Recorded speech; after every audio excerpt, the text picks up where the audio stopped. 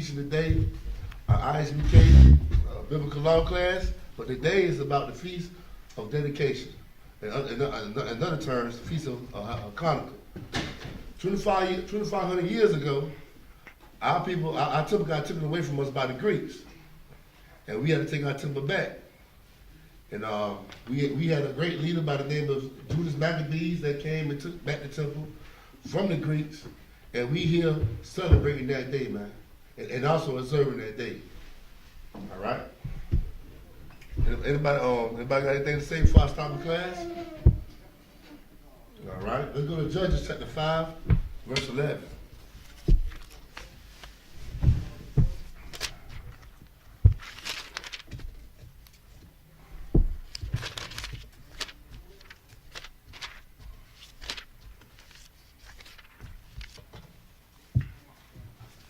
Whoever got it for me, go ahead and read. Go ahead. The book is Judges, chapter 5, verse 11. They that are delivered from the noise of archers in the places of drawing water, there shall they rehearse the righteous acts of the Lord. Right here, the Lord saying, rehearse the righteous acts, man. You got a lot of Israelites that say, since we're not in the land of Jerusalem, we shouldn't be practicing the Passover. We shouldn't be observing the Feast of Hanukkah. We shouldn't observe none of the Lord's days, man. But let me tell you what, they'll be proud to celebrate Christmas. They'll be proud to celebrate Valentine's Day. They don't miss not one day the white man tell them to celebrate. But when it comes to the Lord's days, man, we got to forget about it. But right here, the Lord said, rehearse the righteous acts, man. And the righteous acts is in the book of Leviticus, man. Our holy days, man. Let me tell you something. The Chinese, man, they got their own holy days, or holidays. Every nation got their own holidays, man. If you go outside of America, they got their own customs. And then guess what? When they come over here, they still keep their customs. We the only ones that's ignorant to our culture that don't celebrate our customs, man. No, we celebrate our oppressors' customs because we cleave unto him, man. You know what I mean? But the Lord said, rehearse the righteous acts, man. Keep the Passover. Celebrate the Feast of Purim, man. Do the days that we had victory on, man. Why celebrate these holidays that we ain't had no victory on, man? But instead, we was in slavery, we was in bondage, we was in captivity, man. Let's celebrate the days that we was magnificent, the days that we had glory, man. Not these days that keep us downgraded and downtrodden, man. All right? Somebody give me Amos chapter 5, verse 21.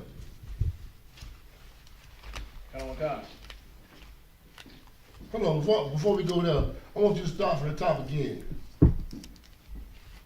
Baba Kashab. Judges 5 and 11. Sir.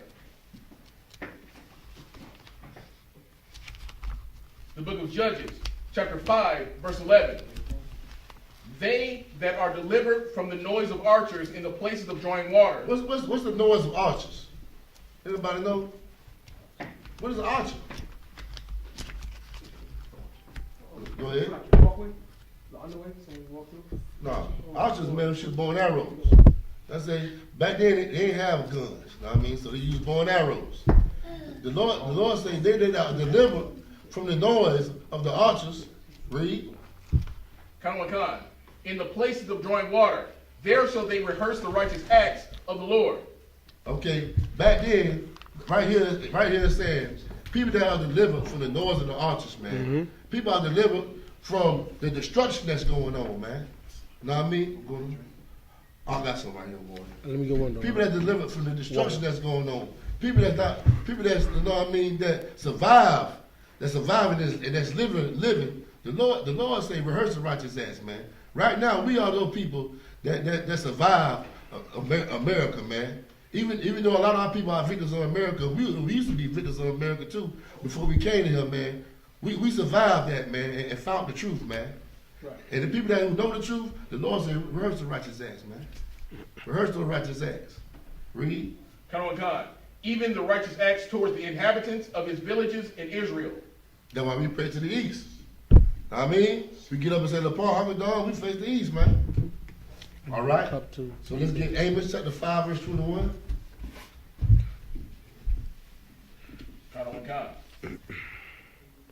The book of Amos, chapter 5, verse 21.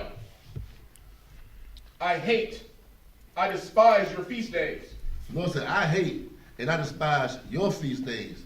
The feast days that you celebrate, that the Lord didn't call, that the Lord didn't say, this day I hallow, this day I sanction, this day I'm gonna make holy.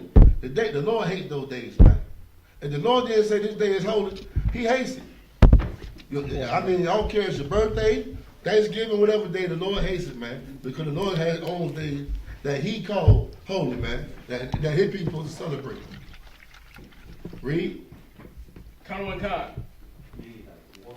And I will not smell in your solemn assemblies.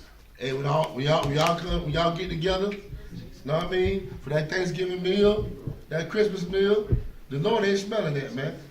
The Lord ain't smelling it at all because the Lord didn't tell you to celebrate these days, man. The Lord don't smell you in your solemn assembly, man. The Lord hates your feast days. Okay? Let's get Ecclesiasticus in the Apocrypha, chapter 33, verse 7.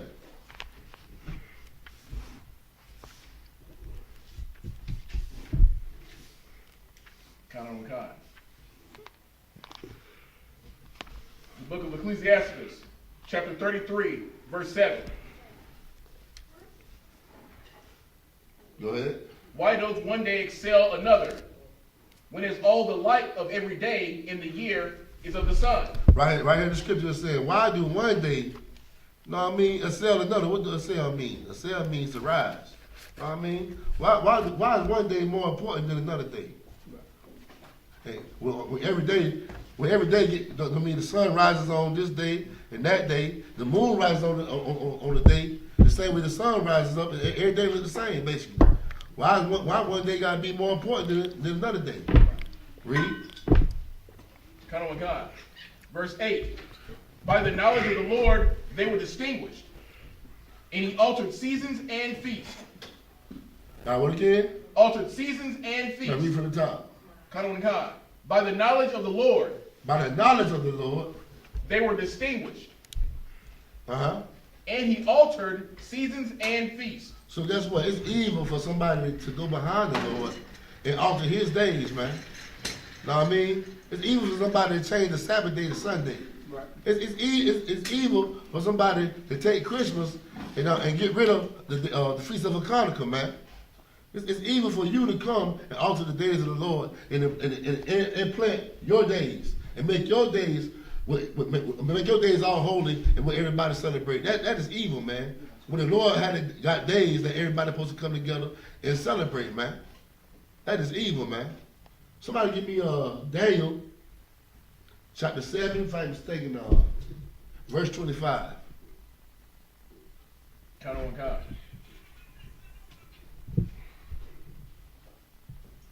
The book of Daniel, chapter 7, verse 25. Mm-hmm. And he shall speak great words against the Most High. This is right here, it's talking about Esau, man. The white man, the devil, according to the Bible, man. Read. Count on God. And shall wear out the saints of the Most High. Uh-huh. And think to change times and laws. And that's what he did, man. He changed times and laws. And in the Feast of Hanukkah, the Feast of Dedication, that's what he did to us around this time, man. Have you ever heard of the Hellenistic Jews? Okay. Anytime a Greek trying to force his religion on you, his way of life, that's him Hellenizing you, man. Right. And that's a good word, too. You know what I mean? To be under the white man's culture is hell, man. Right. To be in this 50 place called America is hell, man. And back then, we was going through the same hell under the Greek captivity, man. Right. And those Jews were Hellenized, man. They were Hellenized. They were Greek-speaking Jews. They were forced to give up their culture and their custom to learn that filthy, disgusting Greek culture, man. And they were Hellenized, man. All right? Let's drop that. Let's go back to Ecclesiasticus, where we was at in our Apocrypha, chapter 33, verse 7. Oh, I think it was that verse 8, right? Come on, sir. Go ahead. The book of Ecclesiasticus, chapter 33, verse 8. By the knowledge of the Lord they were distinguished, and he altered seasons and feasts. Mm-hmm. Verse 9. Say seasons and what? Feasts. Feasts, man. So when we get together, man, we're supposed to get together the days that the Lord called, man. Not the days your pastor say, not the days the white man say, the day that the Lord called and told us to get together. That's what they call holy convocation, man. Holy convocation. Now, I mean, we supposed to get together when our power told us to get together. Not when Christmas time come up and we running together, all get together, get these Christmas trees and all these Christmas ornaments. Man, this year, man, don't you know that they broke a record of buying Christmas ornaments, man? I mean, it was a record-breaking thing, man. But what happened to George Floyd, man? What happened to all our people that died, man? We just forget about them now, huh? We gotta celebrate Christmas. We right back to serving the white man, man. Right. We right back being a good slave. Go ahead, Warren. Warren. Yeah, what happened to Black Lives Matter now? What are you at now? Yeah, they got a Christmas tree. I mean, they're up on the Christmas tree, holding hand in hand with the white man. It's the same man killing your brother, man. The same man killing your people.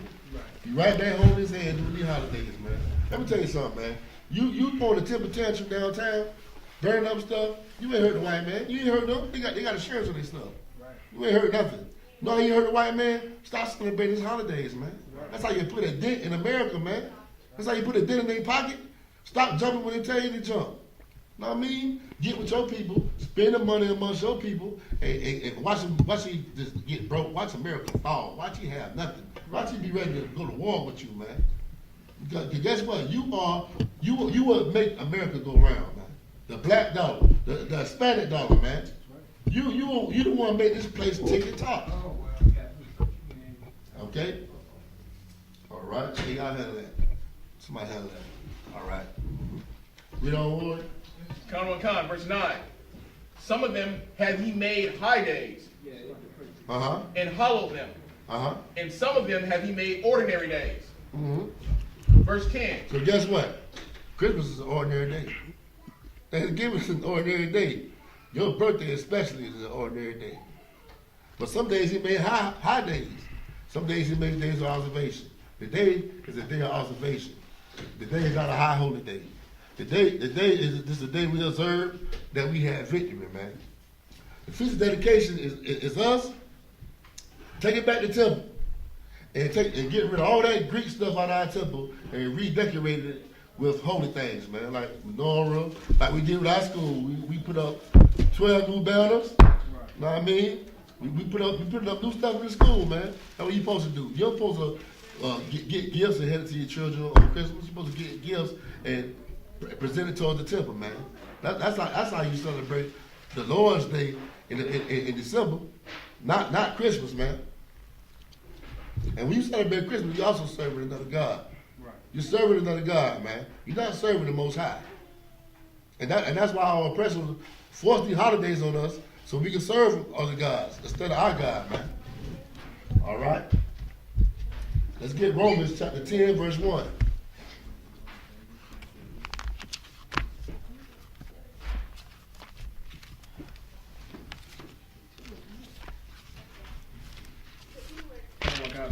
The book of Romans, chapter 10, verse 1. I beseech you, therefore, brethren, by the mercies of God, that ye present your body a living sacrifice, holy, acceptable unto God, right, which is your reasonable service. Go ahead. Verse 2. And be not conformed to this world, but be transformed by the renewing of your mind. Are you at You said Romans what? Yeah, are you at Romans 10 and 1? Oh, Salakia, sir. I was at 12. Salakia. What's the K word?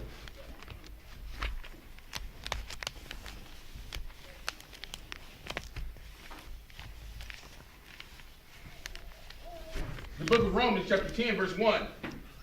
Brethren, my heart's desire and prayer to God for Israel is that they might be saved.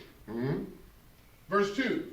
For I bear them record that they have a zeal of God, but not according to knowledge. Read it again, Warren. Verse 2. For I bear them record that they have a zeal of God, but not according to knowledge. They have a zeal for God, but not according to knowledge. And why they don't have that knowledge? Because that damn Christian pastor, man, taking away the laws of God, man. Right. When you take away the laws of God, you take away the knowledge too. Right. Because everything you want to know about God is in His laws, man. It's all in the Old Testament and the New Testament, but mainly in the Old Testament. I mean, how you gonna read a book and you don't know the beginning? You know what I mean? You're gonna be lost. And that's their whole purpose, man, to keep the truth away from you, man. They do a good job keeping that knowledge away from you, man. Our people want to serve God. They do have that zeal in them, man. Right. But that pastor makes sure you never serve him, man. Right. That pastor makes sure you serving his God, who was a white man, the devil, according to the Bible, man. But our people don't know. Our people truly think they come there with their tithe money. Right. They come there saying to the top of the roof, man, and catching Caesars and doing cartwheels on the aisle. They serve God, man. Know what I mean?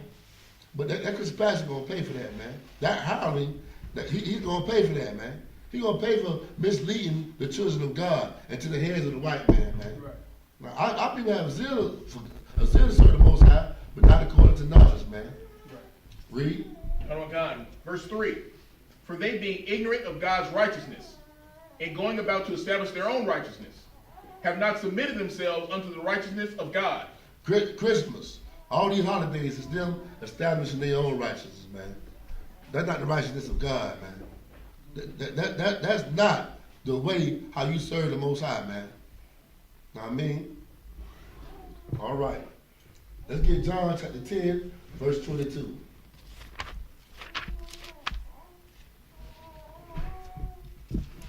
The book of John, chapter 10, verse 22. And it was at Jerusalem, the feast of the dedication. The feast of what? Dedication. Feast of dedication. Read. And it was winter. Verse 23. And Yahushua woke in the temple in Solomon's porch. So guess what? The Most High, not the Most High, Yahushua, Christ, he kept the feast of dedication. Now these Christians say they follow Christ, but why are they not keeping the feast of dedication? Why they don't know about the feast of dedication, man? Huh? Because of where they at, man. That's why it's time for our people to separate, man, and learn who they are, man. Because this is the New Testament too. Why they didn't see this? Right. They say the Old Testament done away with, and we read the New Testament. Damn. Right. This right here in the book of this is the book of Matthew. What was it? John? What is that? John, one of their favorite books, ain't it? Why don't know about the feast of dedication, man? Hey, man, because they're not in the U.P.K. They're not in the I.S.U.P.K. Right. They're not in the truth, man. Right. All right. Now, I got an article I'm going to read. While you read this article from about the show. It's about the feast of dedication. Give me a minute. About the show.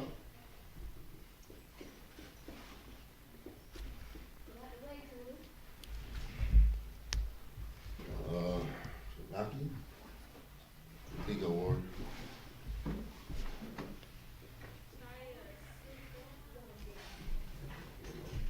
Okay, hold on. Let's load up real quick. Okay, read this right here. Then go down. All right. In the late 6th century BCE, the Persian Emperor Cyrus the Great let the Jews go home after decades of exile in Babylon and turned Judea into a semi-autonomous theocracy run by the high priest and the powerful priestly families in Jerusalem. Mm-hmm. Judea's semi-autonomy would continue for centuries after Alexander the Great conquered the region in the 4th century BCE. And I know what Alexander the Great is, right? Alexander the Great was the king of the Greeks. He died of syphilis, and the reason why he died of syphilis because he was a flaming hot homosexual. Know what I mean? And he split up his kingdom into 4 kingdoms. I can remember 2. I know one named Ptolemy.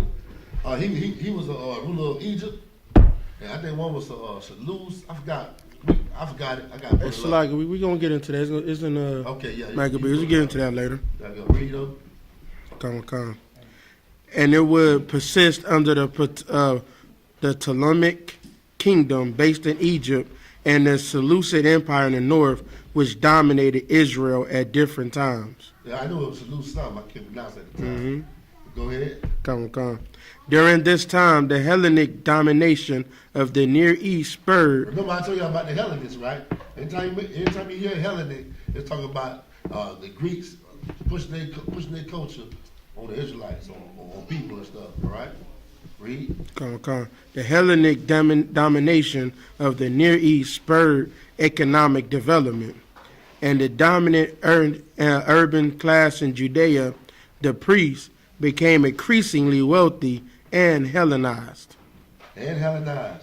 So the people, like, how I can say it, like, our priests was Hellenized, just like our priests today. They're Americanized. It really ain't no difference. Know what I mean?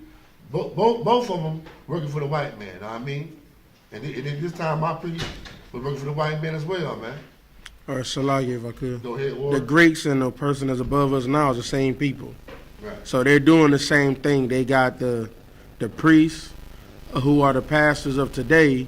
They Hellenized. They basically, but that's why I said became increasingly wealthy.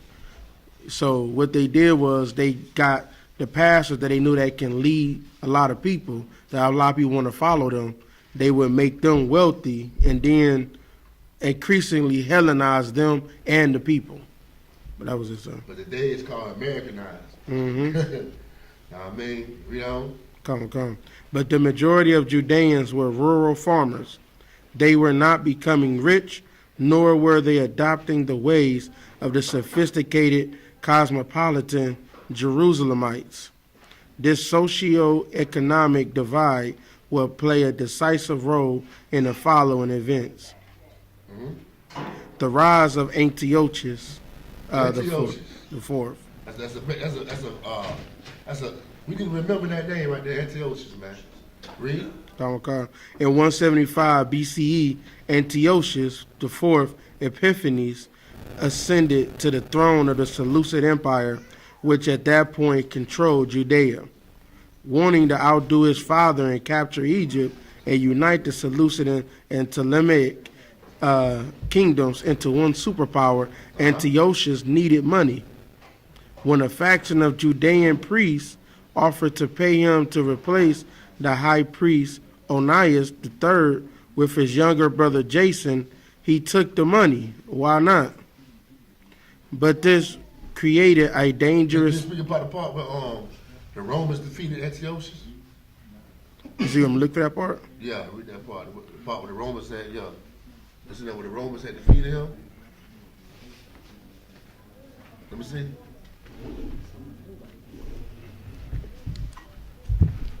Okay. Right here. Right where? Right there where it says but. But Antiochus was not dead. He had been humiliated by the Romans and forced out of Egypt. Yet while retreating, he heard of the struggle in Jerusalem and reinstated Menelaus. Once back in power, Menelaus had led a reign of terror and set out to Hellenize the Jews. A statue of Zeus. Once back in power, Menelaus led a reign of terror and set out to Hellenize the Jews. A statue of Zeus was placed in the Holy of Holies, among other violations of Jewish law. Statue of Zeus. They put a statue of Zeus in that temple, man. Know what I mean? That's when the Greeks took our temple, they put a statue of this Greek god in our temple, man. Read on. Come. Many pious Jews resisted Menelaus' measures, some by martyrdom, others by escaping into the wilderness, and still others by active revolt. Mm-hmm. Most prominent of these rebels was the group led by Mattathias of Modin. Mattathias was Judas Maccabee's father. These are the people that fled into the wilderness, man.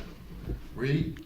Come. And his 5 sons, of whom Judas Maccabeus proved to be the most able and drew the rest of the Jewish rebels into his camp. Mm-hmm. Judas and his band of rebels staged guerrilla warfare against Hellenized Jews. Menelaus, in response... That means Judas Maccabees, he went to war against the Jews that was basically coons, sellouts. He went to war against the Steve Harveys. Know what I mean? All the people who was up the white man's right behind, man. Yeah, Creflo Dollar. Yeah, Creflo. What? How can I forget about him? Candace Owens. I'm just stuck on Steve Harvey. I can't stand that nigga, man. Rito. Oh God. Menelaus, in response, summoned the Greek armies. Right here, I'm giving y'all this article so you can know everything that happened from the beginning to the end. You know what I mean? From when we got let go, from when the Persians let us go. You know what I mean? Then was that Alexander the Great? Alexander the Great Greek. You know what I mean? I don't like calling him the Great. He ain't great to me. Right. You know what I mean? But he defeated the Persians, man. But then he came in and captured us, put us in slavery. You know what I mean? And I'm gonna give y'all the beginning and then the end, the middle, so you just know everything that happened around this time period. You know what I mean? But read. Okay. Menelaus, in response, summoned the Greek armies from neighboring Seleucid provinces. Judas crushes the Greeks. The first army. Say what again? Judas crushes the Greeks. Uh-huh. The first army to arrive from Samaria in the north was led by Apollonius. Okay, we can track that. We can track that like that. Now, you got the history on this one? You said what? History. Yeah, I got in the scriptures. Go ahead. All right. First Maccabees chapter 1.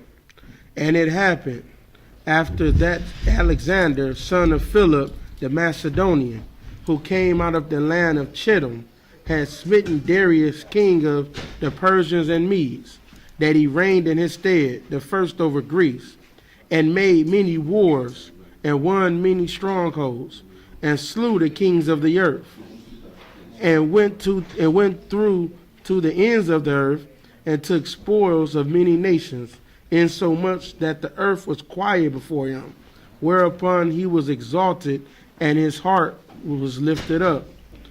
And he gathered a mighty strong host, and ruled over countries, and nations, and kings, who became tributaries unto him. So now it's telling you that he gathered a mighty strong, as he took over these different nations and over these countries, they became tributaries, which means they donated their tax money to him, right? They had to pay him to basically operate, you know what I mean? They'll take over and say, you know what, we're going to take over, but we're going to let you operate as normal. You just give us your money, basically, to make our nation richer. Verse 5, and after these things he fell sick and perceived that he should die. Wherefore he called his servants, such as were honorable, and had been brought up with him from his youth, and parted his kingdom among them while he was yet alive. So Alexander reigned 12 years and then died, and his servants bare rule, every one in his place. So now Alexander, this is what it's talking about in the scriptures. He reigned those 12 years and then he died. And after his death, they all put crowns upon themselves. So did their sons after them many years, and evils were multiplied in the earth. And there came out a wicked root, Antiochus, surnamed Epiphanes, son of Antiochus the king, who had been a hostage at Rome, and he reigned in the 137th year of the kingdom of the Greeks. In those days, I'm in verse 11. In those days went there out of Israel wicked men, that who persuaded many, saying, let us go and make a covenant with the heathen that are round about us, for since we departed from them, we have had much sorrow. See, this is going back to even what the article we just read, when it said the article that they had Jews that was getting Hellenized and was getting paid off. This is those same men, those Israel wicked men. Those were those wicked men in Israel, right? Who persuaded many. They was trying to put the people in the city. They said in the book, they made them like put them in an urban setting, I guess. And the rest of Israel was out in the wilderness, being farmers. You know what I'm saying? So this device pleased them well. Then certain of the people were so forward herein that they went to the king, who gave them license to do after ordinance of the heathen. whereupon they built a place of exercise at Jerusalem according to the customs of the heathen, and made themselves uncircumcised, and forsook the holy covenant, and joined themselves to the heathen. When they said they made themselves uncircumcised, Mm-hmm. that means they took their culture off, man.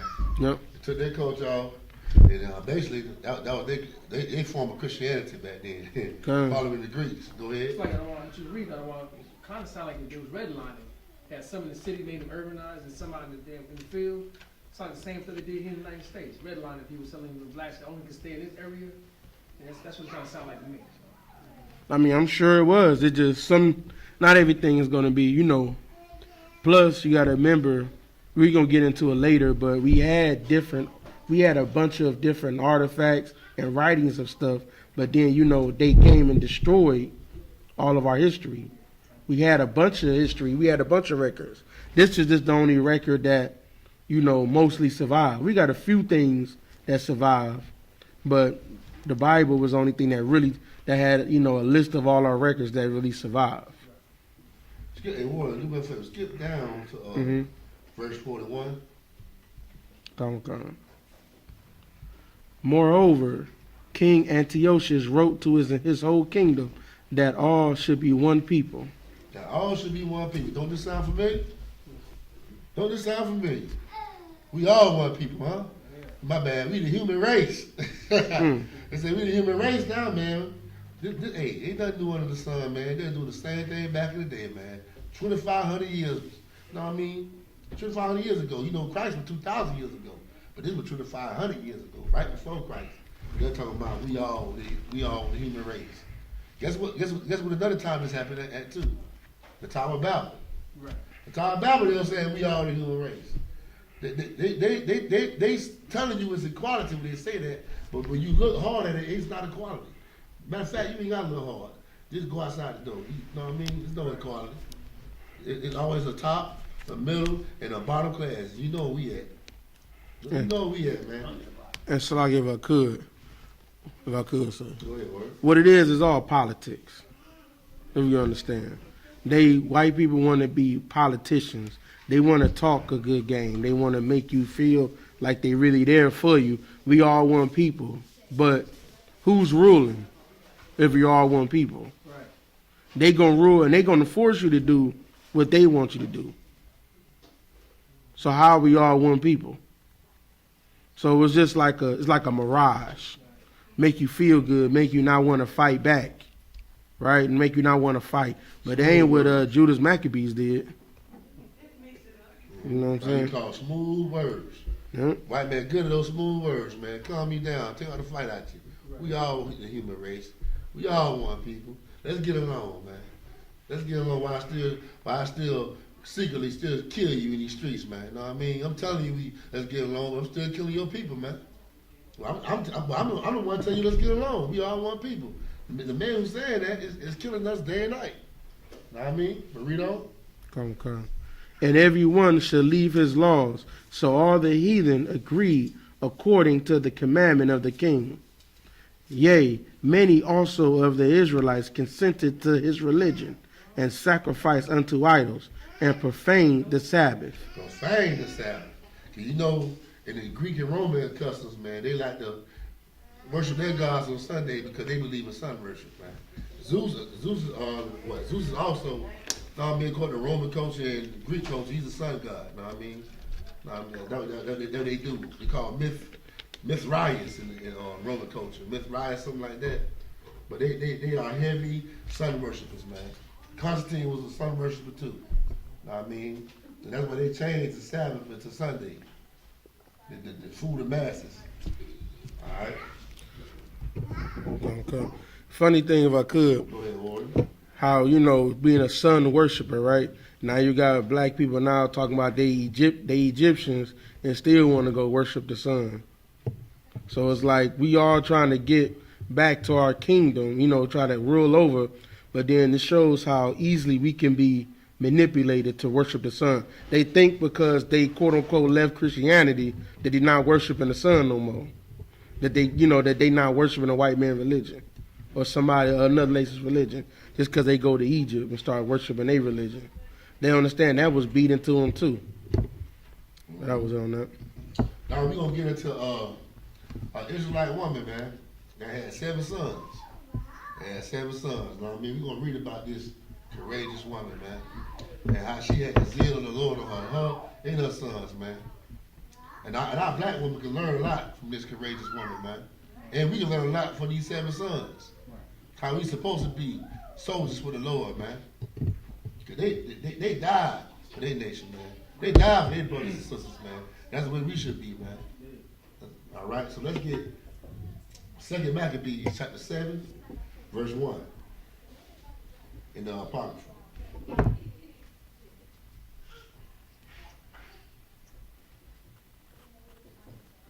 Want me to read it? Or you want to shoot it? No matter.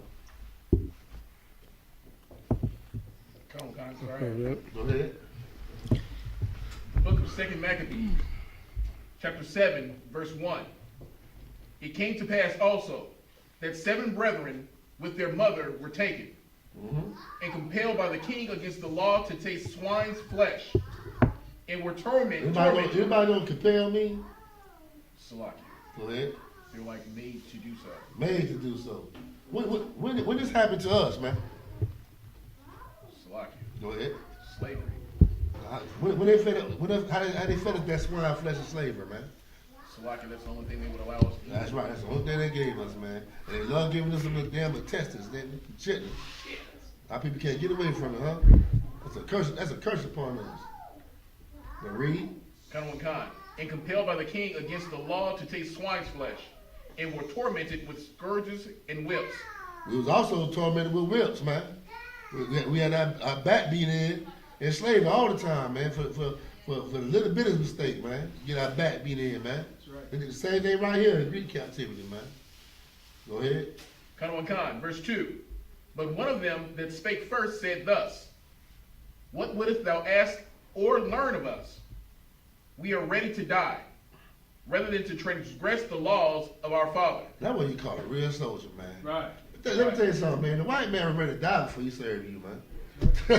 Hey, I'm the white man. He's so proud to go and join the army and die for his country because that's the attitude you're supposed to have towards your people, man. But we don't have that. We're not gonna die for our own man. We'll die for our oppressor. We'll join our army and die for him. But the Lord army, oh man, nah. Y'all Power Rangers. Y'all like off Mortal Kombat. You like Liu Kang. No, I mean they ridicule the Lord's army, man, which is the I.S.U.P.K. They don't want to join that army, but you be so quick to jump on the winning team, man. That's what you call a coward, man. But these soldiers right here, go ahead, Warren. It's like, it's heavy that you said that about the white man would die for his country. Yeah. That was Esau's military. And these white boys, they scored the highest among all the tests. Mm-hmm. They didn't get any job they wanted. They wanted to go to the front line. Yeah. They wanted to go to the front line. Yeah, they're some good old Americans, man. But man, you know what? They play so jacked up, man. I've been seeing some of them same good old Americans out there on Memorial Drive or Glenwood Avenue, my bad, not Memorial, coincide up. They veterans, man. Like, damn, man, what happened?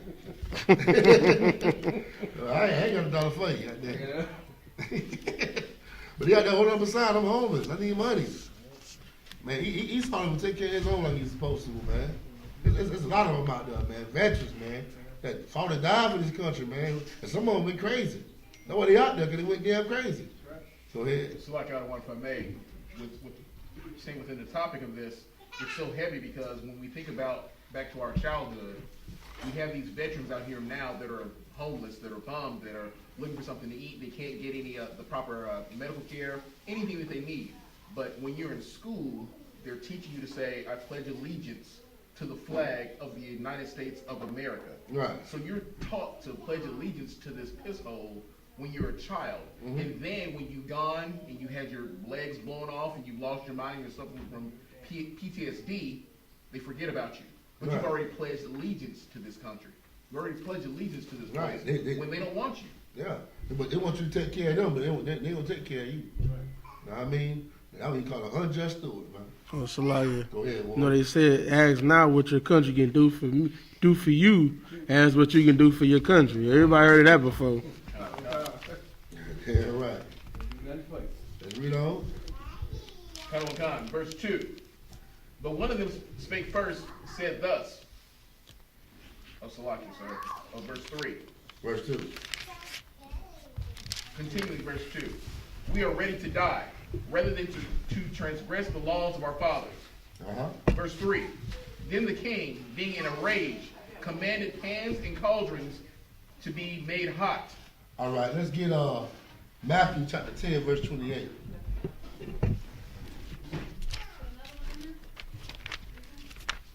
Matthew chapter 10, verse 28.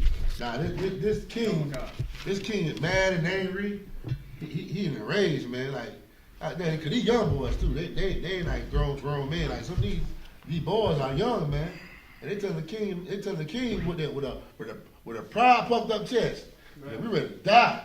He's like, man, these boys were their soldiers. And they dare challenge me? Oh, he in the rage. They challenging me? He hot. So he finna show them something, man. He got a cauldron. You know what a cauldron is? A big old black pot, man. I don't think you ever seen the big witch pots like during Halloween, cut them cauldrons, where they mix up their little spells in. He got that thing all hot. And I guess he finna cook them, man. Now he finna do some cannibalism to him, man. The Canaanite to him, man. But eat him. I'm joking though. But I mean, that was a cauldron is for whipping up spells and stuff like that, man. Or cooking something. Right. But read. Book of Matthew chapter 10, verse 28. And fear not them which kill the body, but are not able to kill the soul. The Lord says, fear not them which are not able to kill your soul, man. You know they kill your body, they can't kill your soul. Know what I mean? Right. You know? But are not able to kill the soul, but rather fear him which is able to destroy both soul and body in hell. And how can the Lord do that? Anybody know? Salakia. Go ahead. Well, right now, we know that we are in hell. And right now also, he can destroy us by killing us right now. We will be destroyed in hell. But what do you mean I can put your body and your soul in hell? You got it right. You know what I mean? Boy, go ahead. It's like if I made, when you die, you can be born back into this hellhole again. Mm-hmm. In the worst predicament that you ever committed. Imagine. That's right. Anybody right back here. That's right, man. And these young men and their mother knew that, man. They had the knowledge of the Lord. They know if they was to sell out. You know what I mean? A lot of them sellouts, they knew too. They was to sell out. That when they come back here, the Lord gonna put them in hell. Some don't care. Some want their heaven right now, or some just want to survive right now. But them soldiers, they knew, hey, if I was to sell out right now for this white man, I'm gonna be right back in this hell, but even worse. Even worse, man. So I might well die a soldier. I might well go out like a damn G. Right. You know what I mean? If I go out like a little simp, man, I might well go out with a bang. Right. And have a good name, man. Right. They got a good name right now. They in this book. Know what I mean? But read. Verse 29. Are not two sparrows sold for farthing? No, read, my bad, slide. Go back to 2 Maccabees, chapter 7, verse 4. The book of 2 Maccabees. Oh, 2 Maccabees. Mm-hmm. Verse 4. Which forthwith. Oh, Slacky, my bad. I had another precept too I had brought out. Slacky. Let's go to Tobit, chapter 13, verse 1. Come. Now, I people believe when they read that verse that the Lord putting you in hell, you burn up forever, man. But I'm going to prove them wrong right now. Read this word. The book of Tobit, chapter 13, verse 1. Then Tobit wrote a prayer of rejoicing and said, Blessed be God that liveth forever, and blessed be his kingdom.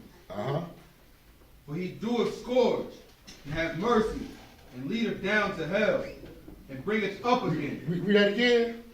For he doeth scourge, and have mercy, and leadeth down to hell. What's scourge, man? We just read a couple minutes ago. What's scourge?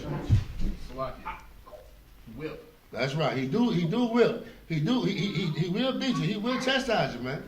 The Lord chastises us right now in America, man. Read. And lead them down to hell. And lead us down to hell, the ghetto. Us in jail, man. Know what I mean? Our woman killing our babies in the abortion clinics. Right. He will lead us into hell, man. Read. And bring it up again. I thought when you go to hell, you down there forever tormented. You know what I mean? But you come back up again, man. So that kills the hell doctrine, man. Right. The Lord can lead you down to hell and raise you up again. And he gonna raise us up again.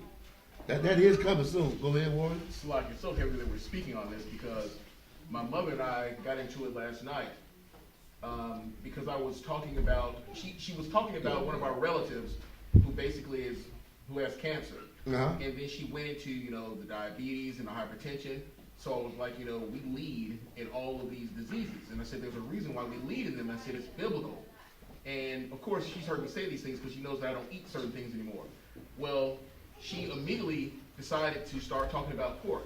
Right. And I told her, I said, that is a sin. I said, it's a filthy animal. Right. So she was like, well, she goes into Genesis and she misquotes something in Genesis. And then I asked her, I said, well, would you eat a vulture? No, I wouldn't eat a vulture.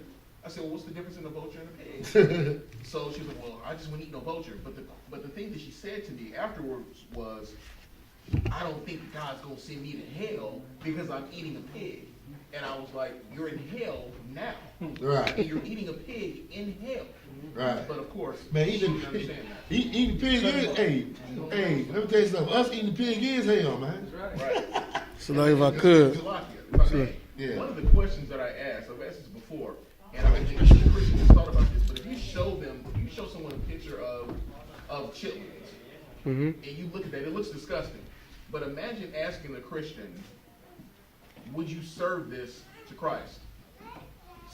Show them that and say, would you serve this to Christ if he were to come to you? None of them will quite be able to answer that question if they were to look at it. Because something in them knows that there's something disgusting and foul and repugnant about a pig. But especially to serve them the worst part of the pig, all the pig is disgusting. But I asked my father that, I said, you know what, don't answer this question, but just think about this. Would you serve Christ this if he were to come to you wanting something to eat? And all they could do was look at it. Yeah, because they know, because like in their mind, they know that they sinning. They know that they sinning. But it's like something about them, it's just Christianity that makes them feel like it's okay. It's all good just to keep sinning. But yeah, they don't want to serve it to Christ because they know Christ is who they're supposed to be following. They all know that inherently, but they don't. The Christian church has taught them how to follow incorrectly. You know what I'm saying? So it's like, it just boggles their mind when they hear that. Like, oh, well, they're like, well, yeah, I wouldn't serve it to Christ, but he was perfect. Then I'm like, why can't you not eat pig? Is it that good? It's just that good. You can't not eat it? What's going on up? Right, and following what you're saying, it's so heavy because, of course, I sent you that message last night. Here it comes. When it comes to that, the pride that destroys us all, when it comes to thinking that, oh, because I knew something, there's no way this could be wrong. So my mother said to me, you're not going to tell me that everything that I've learned and everything that I've seen growing up, that is in the Bible, that it's all wrong. And then I said to her, of course, well, the scripture says that in the time that you ought to be teachers, you need to be taught again.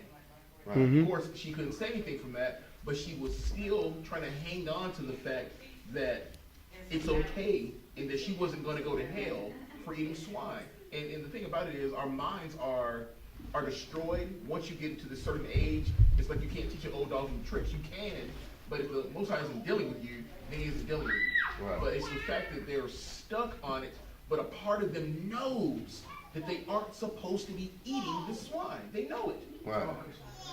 Mm-hmm. Let me tell you, They serving the church though. Yeah. Let me tell you something. I'm gonna house me drop that swine, man. I always do something wrong with that damn pig, man. Yeah, kind of. It wasn't hard at all. Yeah, but you notice something. Everything that like you don't supposed to be eating right tastes good. Yeah. Yeah. It's like sinning is good. If you're Yeah. sinning, you're supposed to be doing it. It's always good. Well, the thing about it, when it comes to the swine, I know for myself, the second I found out you're not supposed to have it, I was done with it. Right. And then once I studied it and studied the swine and saw that it doesn't have sweat glands, that it holds in toxins, everything about it is disgusting. Right. So it only took for me to hear it one time, you're not supposed to eat this, and be done with it. Right. The thing about it is, really, if you think about it, it really isn't that good. It's more like it's disgusting. You just been trained to think because that's all that we were fed when we were slaves, and that was passed on from generation to generation to generation. But really, it's not that good. It really, it kind of. Well, good. I mean, down in Florida where I'm from, man, they eat gator tail, man. I mean, and they love it. But man, I know that was wrong, man. I know by the things that they eat, it's wrong, man. A gator, why would you eat something that'll eat you? I mean, just like a pig. A pig eat you too, man. Hey, you lay that. Hey, just lay on the ground too long, boy. That pig give you the business. That pig give you the business, though. Man. If I could, if I could too, I think I even seen they was trying to say that. I heard Christians even say, well, back in the day, they didn't know how to clean it like we can now. But it's been research done that it's still dirty. You know what I'm saying? Because you got to think about how this pig is, made. It's made, it digests its food in 4 hours. Versus everybody else takes a lot longer to digest their food because they are the trash receptacle. Supposed to clean up the earth. That's literally what they're supposed to do. And then make it so that the earth can then consume it through their waste. That's what a pig does. And you want to go and eat that? They don't sweat, so they build up all that sodium inside of their meat. And you eat that. That's why we got high blood pressure. Because we won't want to leave pork alone. And I'm like, I remember when I used to eat pork bacon or whatever. Then when I first time I tried beef bacon, it felt like I was sinning again because it tastes just like it, but 10 times better. So I'm like, damn, why we so stuck on the pork? And Salaki, going up Oh, what you're Salaki. saying, Oh, no, go ahead. and going up what you're saying, Adawan, it's so heavy because, of course, like I said, when I stopped eating the pork, that was it. And your body will let you know. Our bodies were made. I know, speaking for Israel, your bodies are made to reject things that aren't supposed to go into it.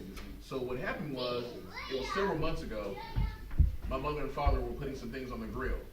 And we ate. They, of course, know that I don't eat any type of pig, any swine, anything like that. Well, I was eating, and I purchased some beef sausage, and I didn't know that they had purchased some pork.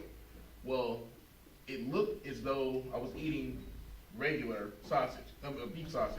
Anyway, I ate it. The second I ate it and swallowed it, not 10 seconds later, I threw up because my body rejected it. And I found out that your body rejects what you aren't supposed to have. Your body will reject it. And that's exactly what happened to me. I threw up immediately after eating it because I hadn't had it in several months. And my body was like, you're not supposed to be eating this. Yep. Of course, I didn't know what it was, but your body will reject the things that you're not supposed to have. So if you abstain from something, if it's something natural that you can eat, your body's not going to reject it. But if you do this with shrimp, if you do this with anything that is not considered to be food, your body will reject it over time if you stop eating it. And that lets you know that the Lord made us to take in certain things. I remember too, when they used to eat shrimp, I would go eat crab legs and all of that. And I would get like a 5-pound bag of crab legs. Used to love tearing it up, eating it. But then as soon as I got done eating, I had like a stomach ache. Like, I couldn't even, I just sat there and just had to hold my stomach just because it was hurting so bad. I ain't never had that when it came to beef, when it came to chicken, none of that. So your body tells you you're not supposed to be eating that type of meat. But when the white man's in power, it's a delicacy. Right.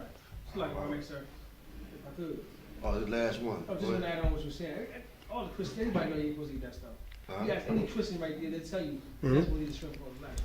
I liked it. I ate it when I was young. When I found out I wasn't supposed to eat it, I didn't eat it because of what they said it was for. They stopped because of health reasons. I stopped because the Most High said not to eat it. That's the only answer I would accept from anybody who stopped eating shrimp, crab, pork, and lobster. That the Most High said stop. Not because Dr. Sebi said it or whatever. Only answer I would get, I would take from somebody is the fact that Most High said don't do it, I'm not going to do it. That's right. Yeah, right, Ward. All right, that's the spirit behind it. All right. Let's get back to 2 Maccabees, chapter 7, verse 3. The book of 2 Maccabees, chapter 7, verse 3. Then the king, being enraged, commanded pans and cauldrons to be made hot.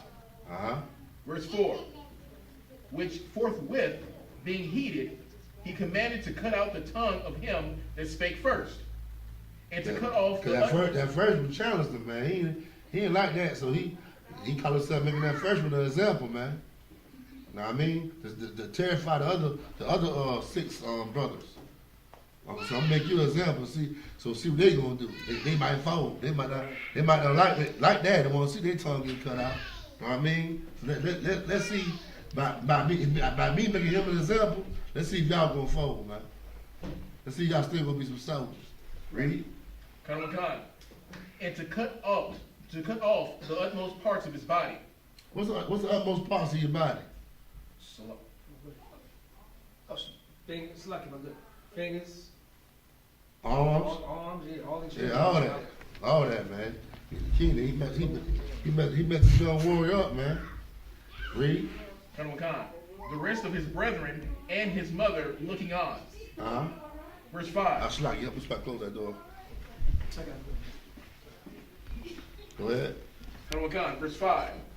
Now when he was thus maimed in all his members, he commanded him, being yet alive, to be brought to the fire, and to be fried in the pan. So this man arm missing, his tongue cut out, and they still torture him, man. They still torture him, man. All behind eating this pig flesh, man. How about eating pig, man? They torture the hell out of this man. Read. Con. And as the vapor of the pan was for a good space dispersed, they exhorted one another with the mother. Okay, when you get ready, I don't want to be all ahead. When it said the vapor was for a good space to disperse, what is talking about? Salakia. What happened when you get ready to fry something, man? Or what happened when you fry chicken? Salakia, the grease is popping. Yeah, you gotta wait. Yeah, you gotta wait till it get real good, hot and popping, man. Yeah, now they finna put this man in his fire, man. Go ahead. Con. They exhorted one another with the mother to die manfully, saying thus. Verse 6. The Lord God looketh upon us, and in truth hath comfort in us. Read from the top again, Warren. Verse 6, sir. Con. Verse 6. The Lord God looketh upon us, and in truth hath comfort in us, as Moses in his song, which witnessed to their faces, declared, saying, and he shall be comforted in his servants. Okay.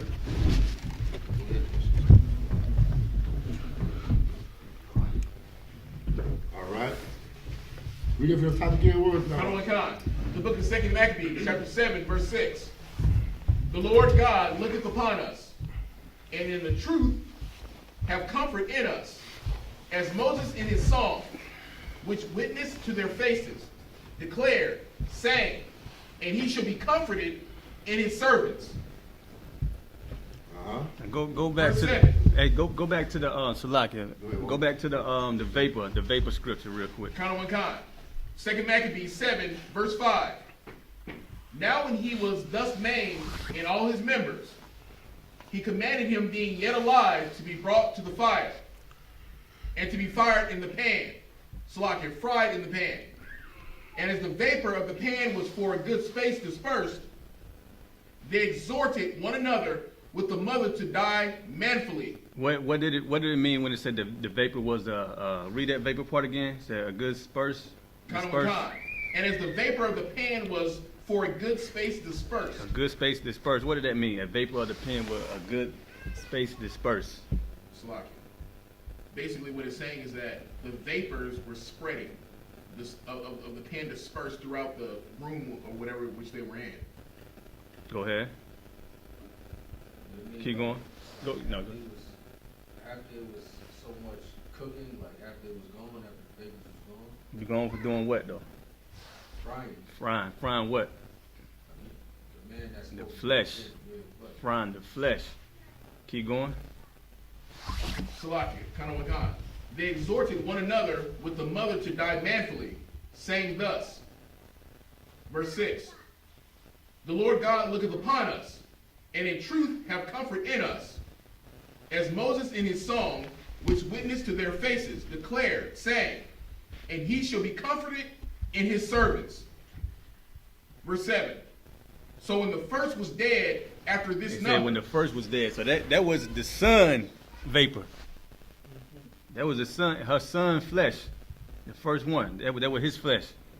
You know what I mean? I know it seemed like the pen was already hot. They had him in the sun in the pen cooking them.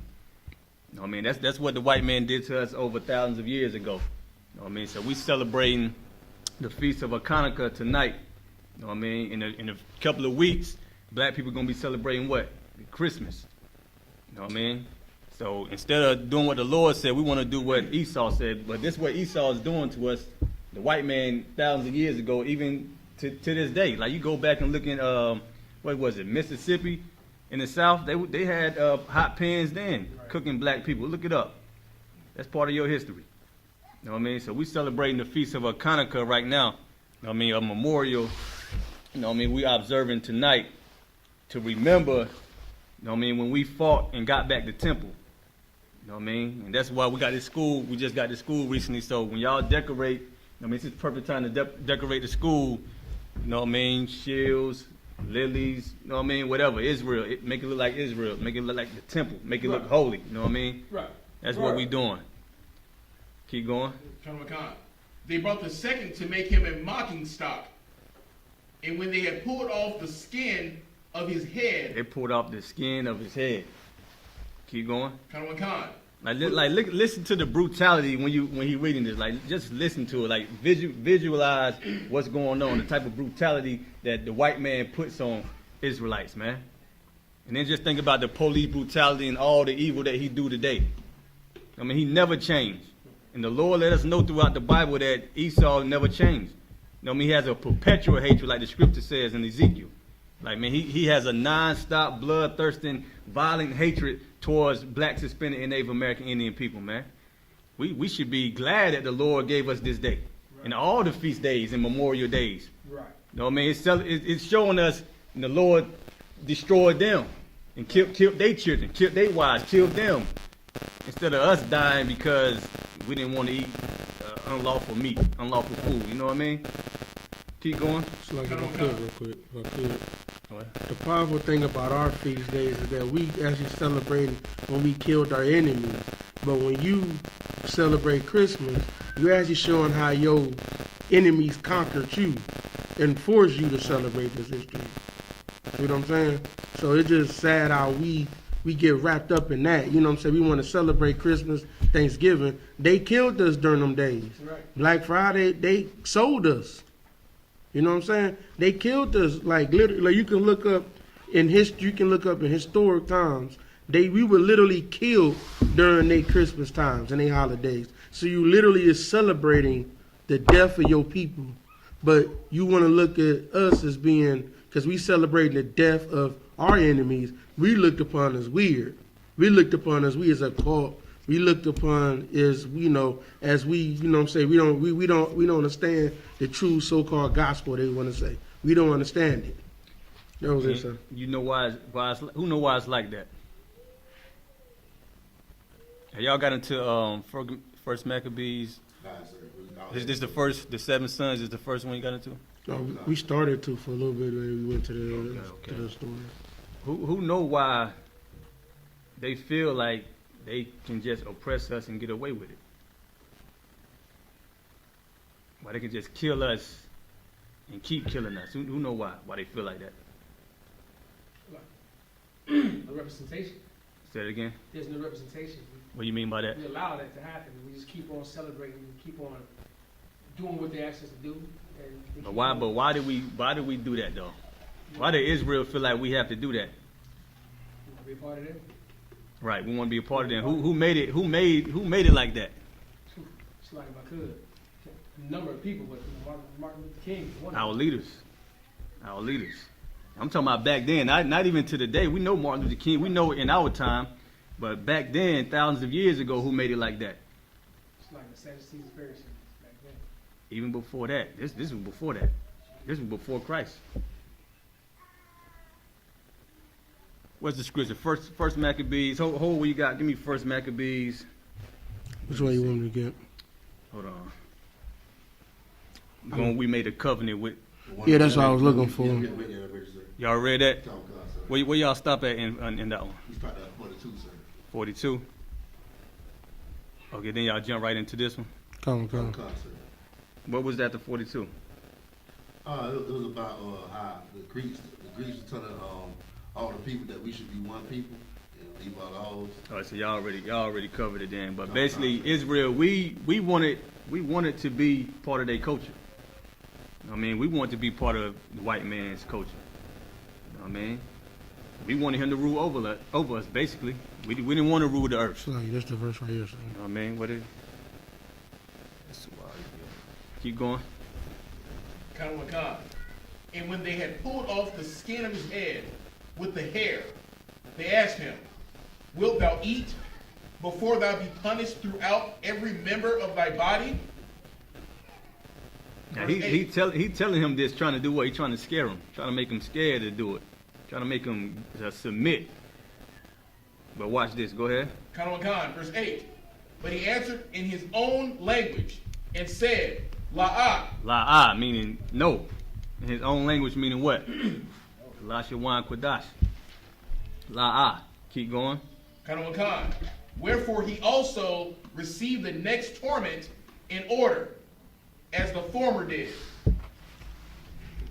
Verse 9. And when he was at the last gasp, he said, Thou like a fury takest us out of his present life. What would that mean? Thou's like a fury taking us out of his first life. Salakia. Him saying thou like a fury takest us out of his prison life, meaning What is the fury part? in his anger. Mm-mm.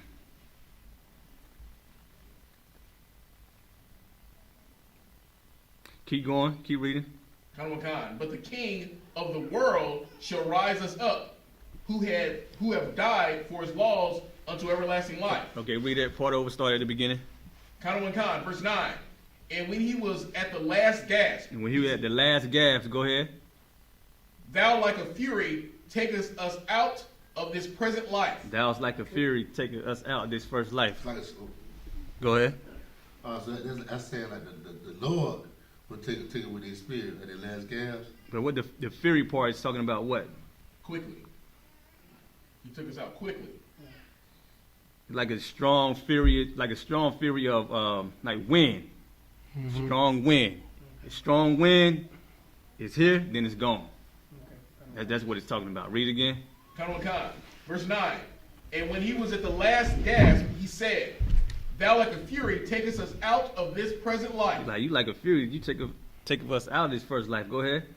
But the king of the world shall raise us up, who have died for his laws. What that mean? The king of the world gonna raise us up. Salakia, meaning we'll be reincarnated. Yeah, we believe in reincarnation, man. Nowadays we what? YOLO. Mm-hmm. Now we gotta go F all the sluts and everybody because there's only one life to live. You know what I mean? But thousands of years ago, we believe in reincarnation. We trying to get that back now. We trying to put that in blacks, Hispanic, and Native American Indian people brains now, so we wouldn't be so afraid and scared of everything that the white man does, man. Right. White man come and knock on your door, or you driving your car, the police pull up behind you, you scared out of your damn mind. You know you ain't did nothing, you ain't got nothing on you, you scared. Why you scared? You know what I mean? You scared of the white man just for being white. You know what I mean? Like, we out of our damn minds, man. That's how oppressed we been in this place. We thinking that he's gonna shoot us because he might shoot us. Right. Go ahead. Kanawakan, sir. Verse 10. After him was the third made a mocking stock. And when he was required, he put out his tongue. He did what? He put out his tongue. He put out his tongue. You some bold children, man. Put out their tongue, put out their hand. You know what I mean? Open their mouth, just put it out. Like, here, take it. You know what I mean? Because they know what? The Most High is going to bring them back. Keep going. Kanawakan. And that right soon, holding forth his hands manfully. Holding forth his hand manfully. These are children. But they standing up and dying like a man. You don't see that nowadays. You don't see that. Not amongst black people. I mean, you don't see no child, no, I mean, black, Hispanic, Native American, Indian, man, children, little children.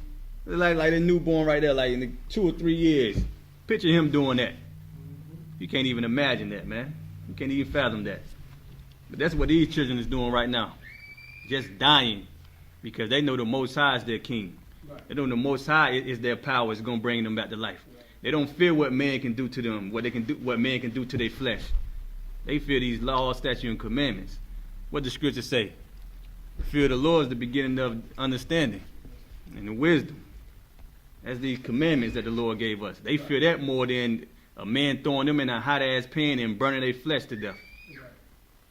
Oh man, go ahead. Khan. Verse 12.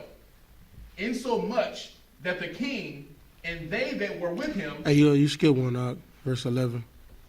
Salakia, sir. Verse 11. And said courageously, these I had from heaven, and for his laws I despise them. He said, these I have from heaven. He let you know, like, I came out my mama's womb, but listen, I got these from God. Right. I got these from the Most High. Right. Carwan? When it say, "And for his laws I despise them," are they talking about the king's laws or our laws? For the Most High laws. You want me to tell him? What verse was that? Verse 11. Oh, read 11 again. Khan. Verse 11. And said courageously, these I had from heaven. These meaning what, Carwan? His hands and his tongue. Yeah. It's his members. He got it from the Most High. Go ahead. And for his laws I despise them. And for the laws I despise them, meaning what, Carwan?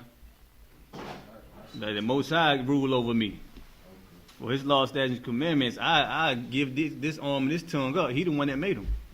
He the one that's gonna give them back to me. That's what it means. Like I hate it that much because I love the Lord that much. You know what I mean? So you want to take my arms, you want to take my tongue, cut my tongue out, you want to fry me, put me in the cauldron, go ahead. I despise my own life for the Most High's sake. That's what he's saying. Keep going. Khan. And from him I hope to receive them again. And from him I hope to receive it again. Go ahead. Khan. Verse 12. Insomuch. Hold on. Who know? Give me a precept that correlates with that. For him, I'm gonna receive him again. What is he? Somebody give me a precept on that. I could paraphrase it. Go ahead. That's when Abraham would receive Isaac again. No, I ain't talking about that. No, not that. Okay. I ain't talking about that. What did his brother just demonstrate? Say it again. Regeneration. No, not that. Think about his arms, his tongue, his members, his body. I mean, he wouldn't give up his life because he know he gonna get it back. What did Christ tell the disciples? He that love his own life. Give me that scripture real quick.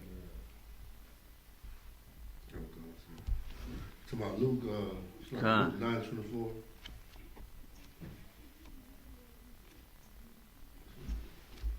Luke chapter 9, verse 24. For whosoever will save his life shall lose it. Whosoever will save his life shall lose it. What did that mean? Somebody break that part down. Salakia, sir. If I may. Wanted to save your life in this world, wanted to keep the things of this world, you'll lose it. Mm-hmm. Give me an example. Like if you wanted to continue to celebrate the white man's holiday. Right. Damn right. You want to celebrate? You just got finished celebrating Thanksgiving. You celebrate your birthday. You celebrating Christmas. You got the Christmas ornaments. You in Walmart buying up the plastic Christmas trees. You got the wreath on your door. You got the Merry Christmas stockings and candy canes and all that for your children. I mean, you love your own life because the Lord didn't tell you to celebrate that. Keep going, Thummayon. Come on, sir. For what is a man advantage? Hold on. Start at the top of the other one. Come on, sir. Luke chapter 9, verse 24. For whosoever will save his life shall lose it. Mm-hmm. But whosoever will lose his life for my sake, Whosoever loses life for my sake, go ahead. the same shall save it. What did that mean? Whosoever should lose his life for my sake, the same should save it. That's what these children doing. That's what them children doing. They dying for Christ's sake, man. in the spirit of Christ. You know what I mean? They dying for Christ's sake in the spirit. That's what they doing. Go ahead. Give me back to the seven sons. And that's what we doing, man. We dying like Christ died, man. We sacrificing our life. So you said, was you talking about that one where it says in one of, I can't remember which one, but it was one of the epistles where Paul was saying about your members, and he was saying that that if one offends thee, cut it off. No. That's what I was. No, what some of y'all read. That's what I was looking for. But that goes along with it too. Go ahead. You know, Salaki, if I may, this is so heavy because I know for myself, and I'm sure with other brothers, I think to myself anytime that we go to camp that something could happen where a brother may get upset, somebody out there may get upset, want to shoot us, want to kill us, and I think to myself the opportunity to be able to die or take the bullet for a brother, the opportunity to go out there because at any time it could happen, so that there's no fear because we know that we're going to come back, and we know that for myself, I know when I think about it, it's glorious to know out here for this truth, that I could die for it, that I could die for this truth. That's a beautiful thing, and especially knowing that I can have the opportunity to die for one of my brothers. Right. God. But them brothers out there, they dead already. They ain't doing nothing. You know what I mean? You ain't gotta be looking at it like that. You know what I mean?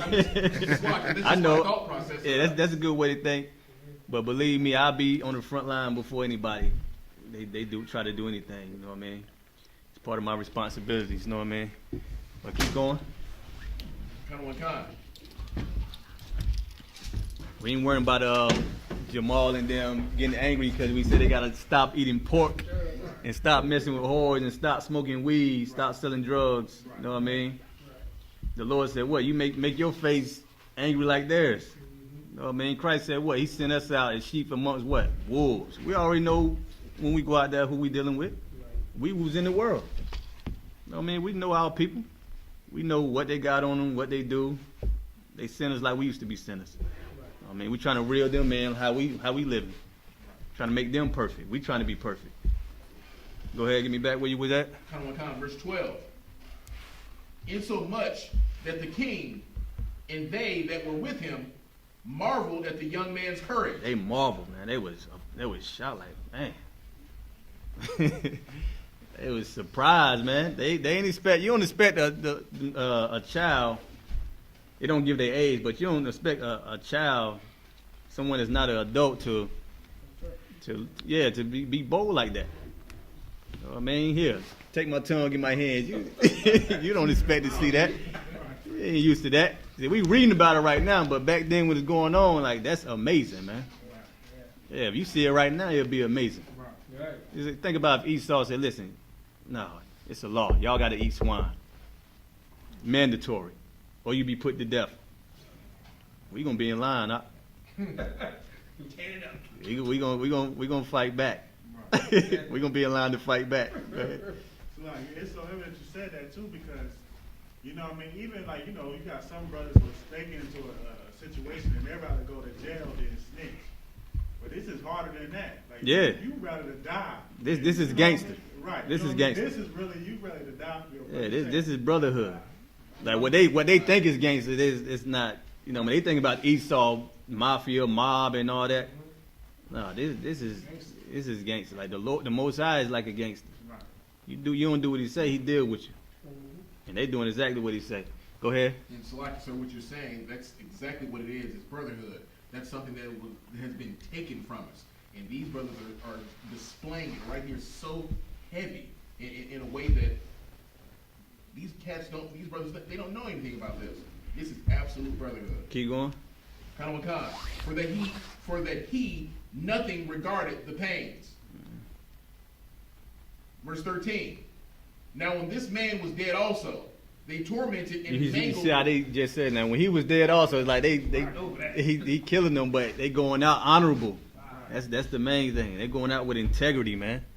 They ain't going out like Jesse Jackson and Martin Luther King, Malcolm X. None of our so-called leaders. They ain't going out like that. Your leader today would not do none of that they doing. Keep going. Verse 13. Now when this man was dead also, Salakia, They tormented and mangled the fourth in like manner. They mangled him. Go ahead. Verse 14. So when he was ready to die, he said thus, it is good, being put to death by men, to look for hope from God to be raised up again by him. Read that again. So when he was ready to die, he said thus, it is good, being put to death by men. He said when he was ready to die, it is good to be put to death by man. Go ahead. To look for hope from God to be raised up again by him. To look for hope from the Most High to be raised up again by him. You got like Jake in the world. Jake be like, man, y'all believe in the God y'all never seen. It's good to put your hope in the Most High that you never seen than to be put to death by men. Right. You know what I mean? When they say things like that, they fear man. I mean, how you know the police come? What they do? They run. I mean, they run for the cops. And they ain't got nothing on them. They still run from the cops. You running for the cops for what? You innocent. You running from the cops. You fear man. You know what I mean? They would never do nothing like that unless they come into the I.S.U.P.K and get that spirit on them. That's real, man. Unless they get that zeal on them, that spirit on them. It's like, for me, how you bring that out before? Before this, I was afraid to die. I didn't want to die for nothing. Right. But now it's like, damn. Yeah, you love your life. I feel like again. You love your life. I know. You know what I mean? You love your life. You love your life enough to what? Smoke weed. That's how much you love it. You love your life to smoke cigarettes. Which means what? You don't love your life because cigarettes going to give you cancer and kill you. That's right. That's what it's talking about. You love your life. You really hate your life when you're in the world. Right. And that's not real. That's not brotherhood that's in the world. Amongst them gangbangers, it ain't real brotherhood. What you hear about in them rap songs? Gotta watch your back. Your own homies be your enemies. Everybody rapping like that. That's the topic. Your own friends be your enemies. Why every brother in the world gotta say that? Because ain't no real brotherhood in the world, man. Brothers in the UPK, we don't gotta say that.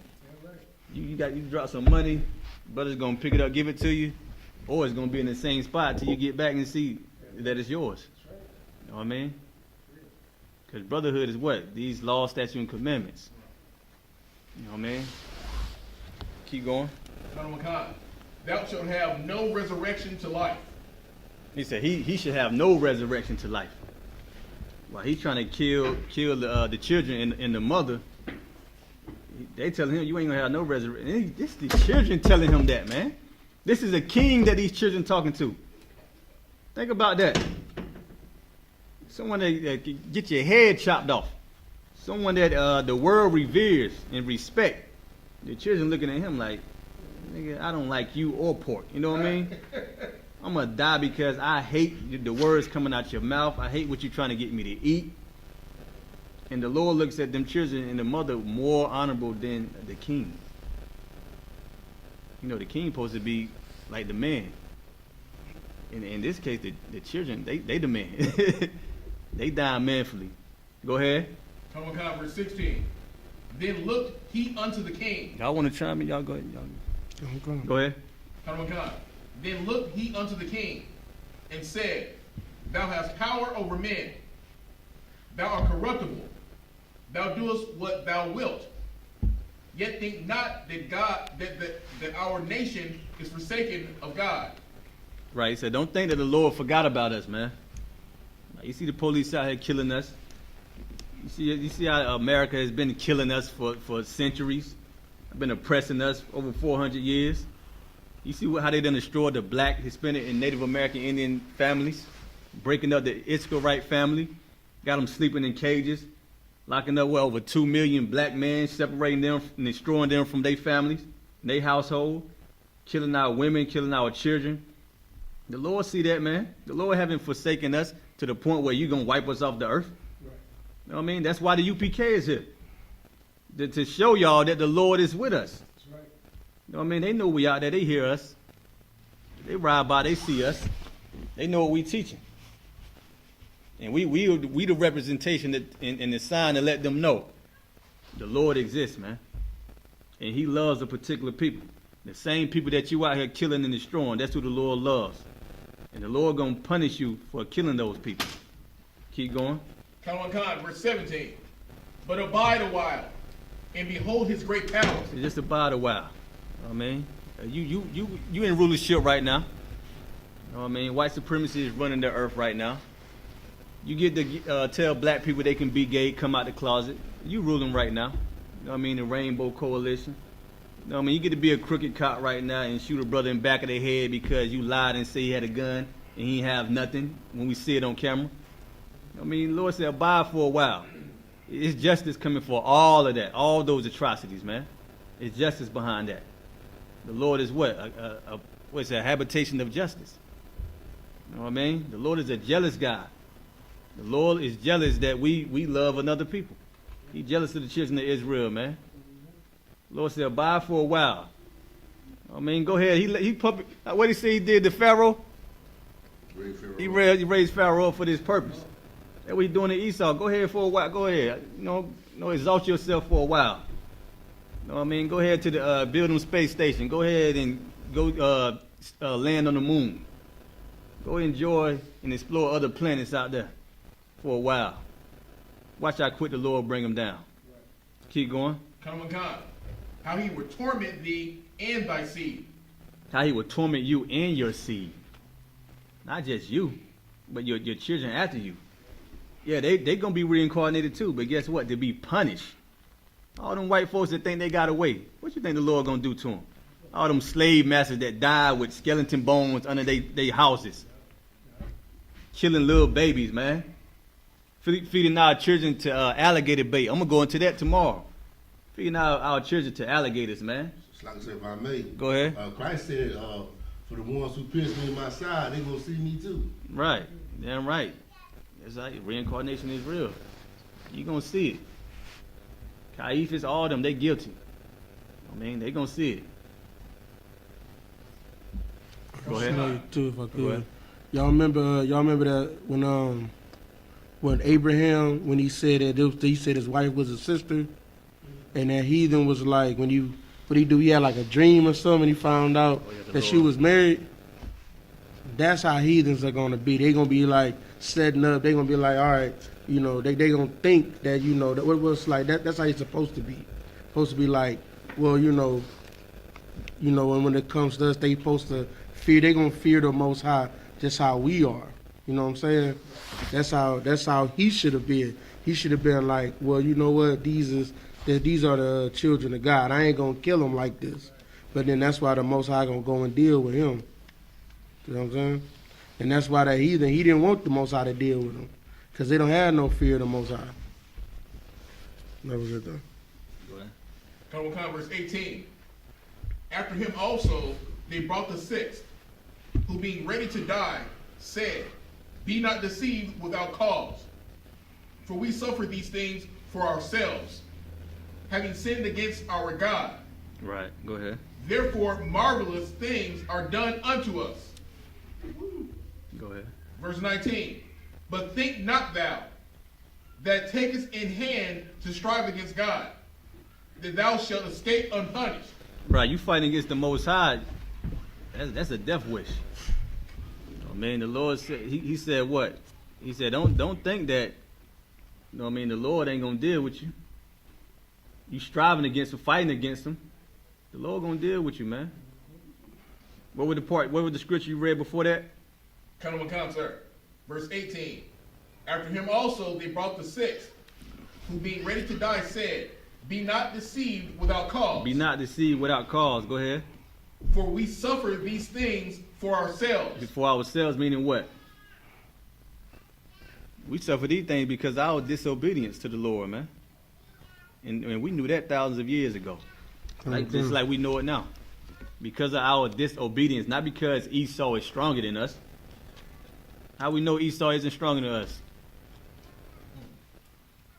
So, like, if I may, sir, so in this verse, is it saying, for we suffer these things for ourselves, that they're acknowledging that from what they did in the past or what they'd already done? Yes. Yes.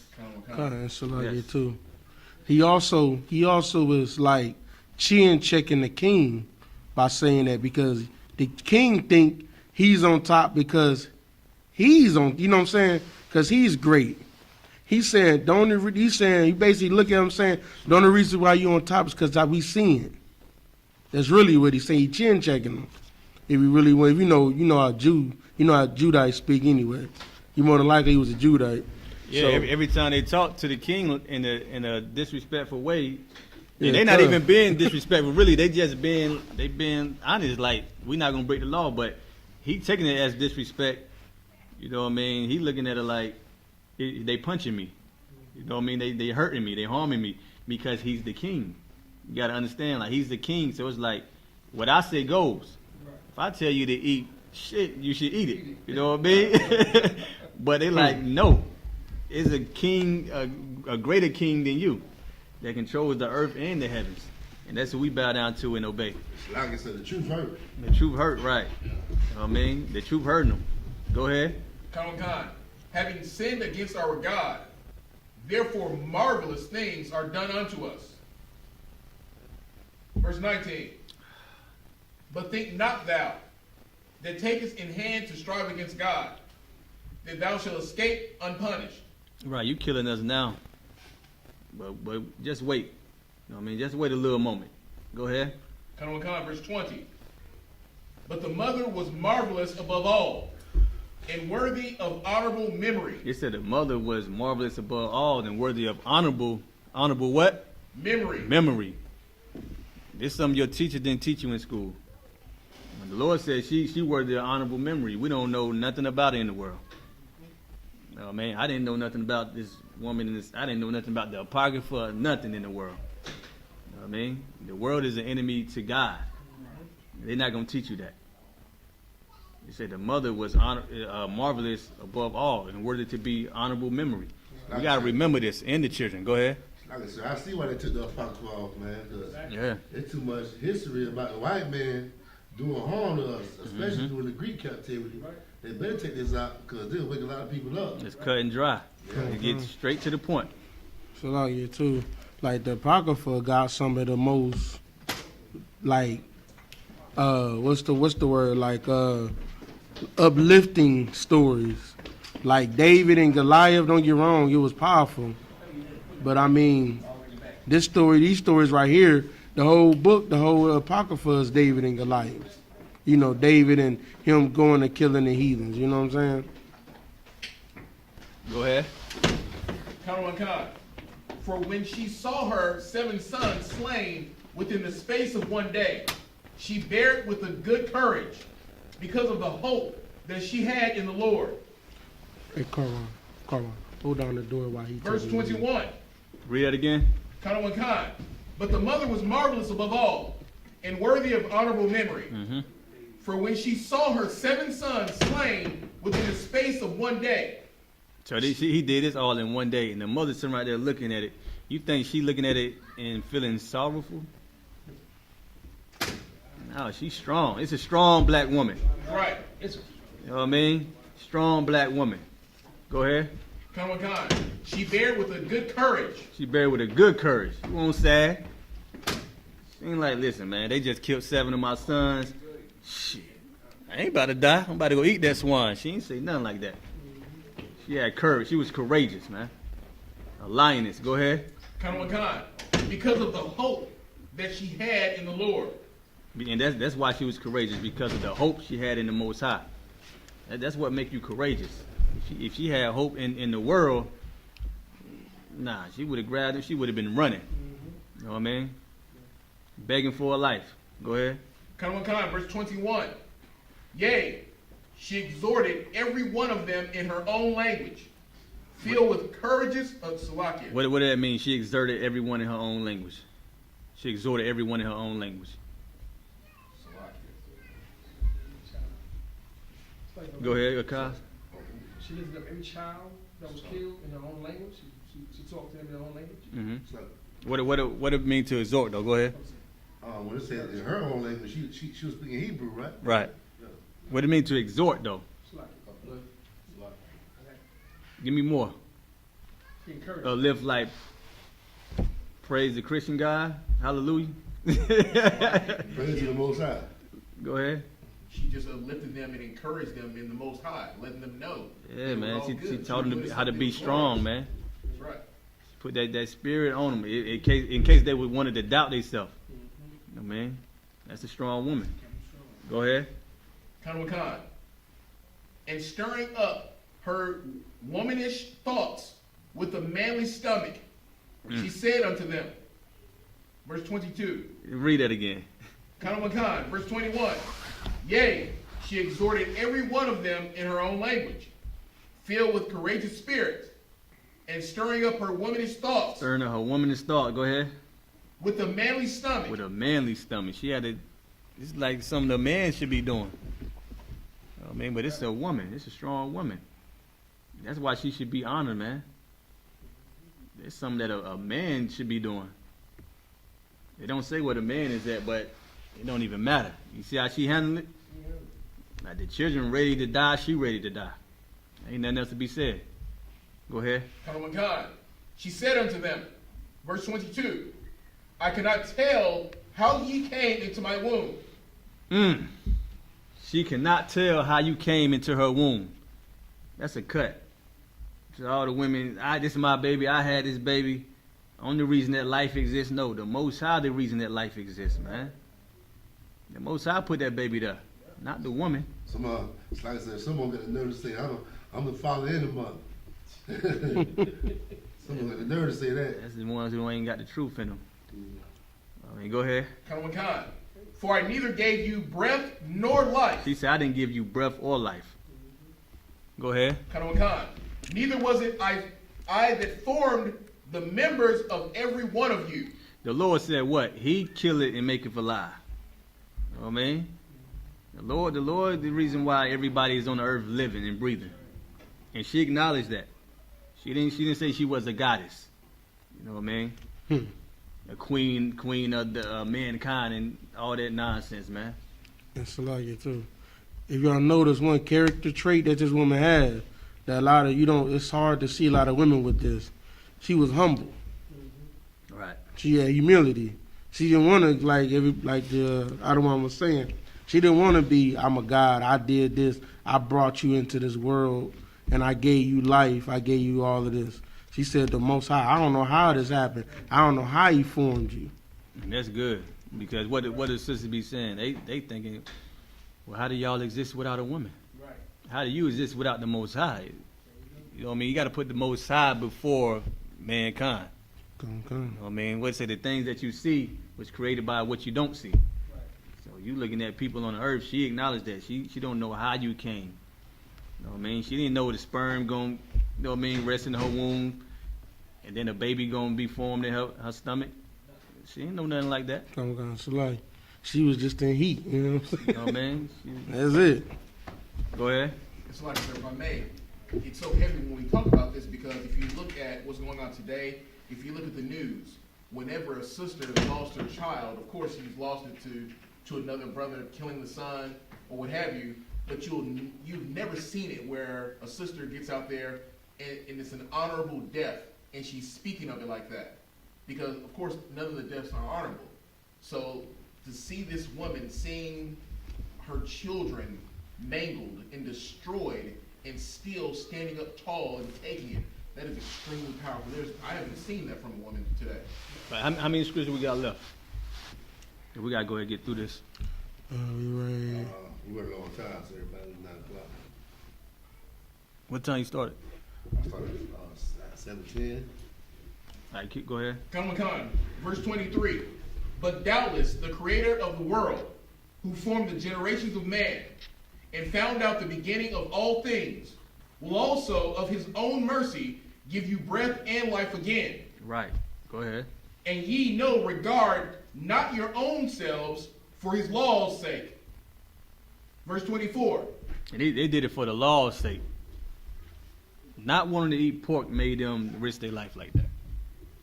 That's just one law. How they say we got over 600 and some laws in the Bible. Like for one law, the whole family gonna die. And we're gonna be courageous about dying. For not to eat pork. Think about all the rest of the laws, man. Let's think about how we live today. It's hard for brothers to come into the truth over damn white women. Right. Or over adultery, sleeping with another man's woman, which is gay. You know what I mean? They did it because they didn't want to eat swine. Not shrimp, crab, and lobster. It's just swine. That's one law. and they risk their life over that. Think about all the rest of the laws. This is a perfect example. Like they would have, the spirit that they in, that's the spirit that die for not breaking any of the laws. You think it's just swine? It ain't just swine. He tell you, listen, you gotta perform oral sex on another, and they dying. They dying. You gotta fornicate. They dying. You know what I mean, you gotta let your daughters be your whores. You gotta let me sleep with your daughters. You gotta let me molest your children. They dying, man. That's the spirit behind that. It ain't just swine. It's the law, period. Right. Keep going. Verse 24. Now Antiochus, thinking himself despised, and suspecting it to be a reproachful speech, whilst the youngest was yet alive. Hey, read that part again.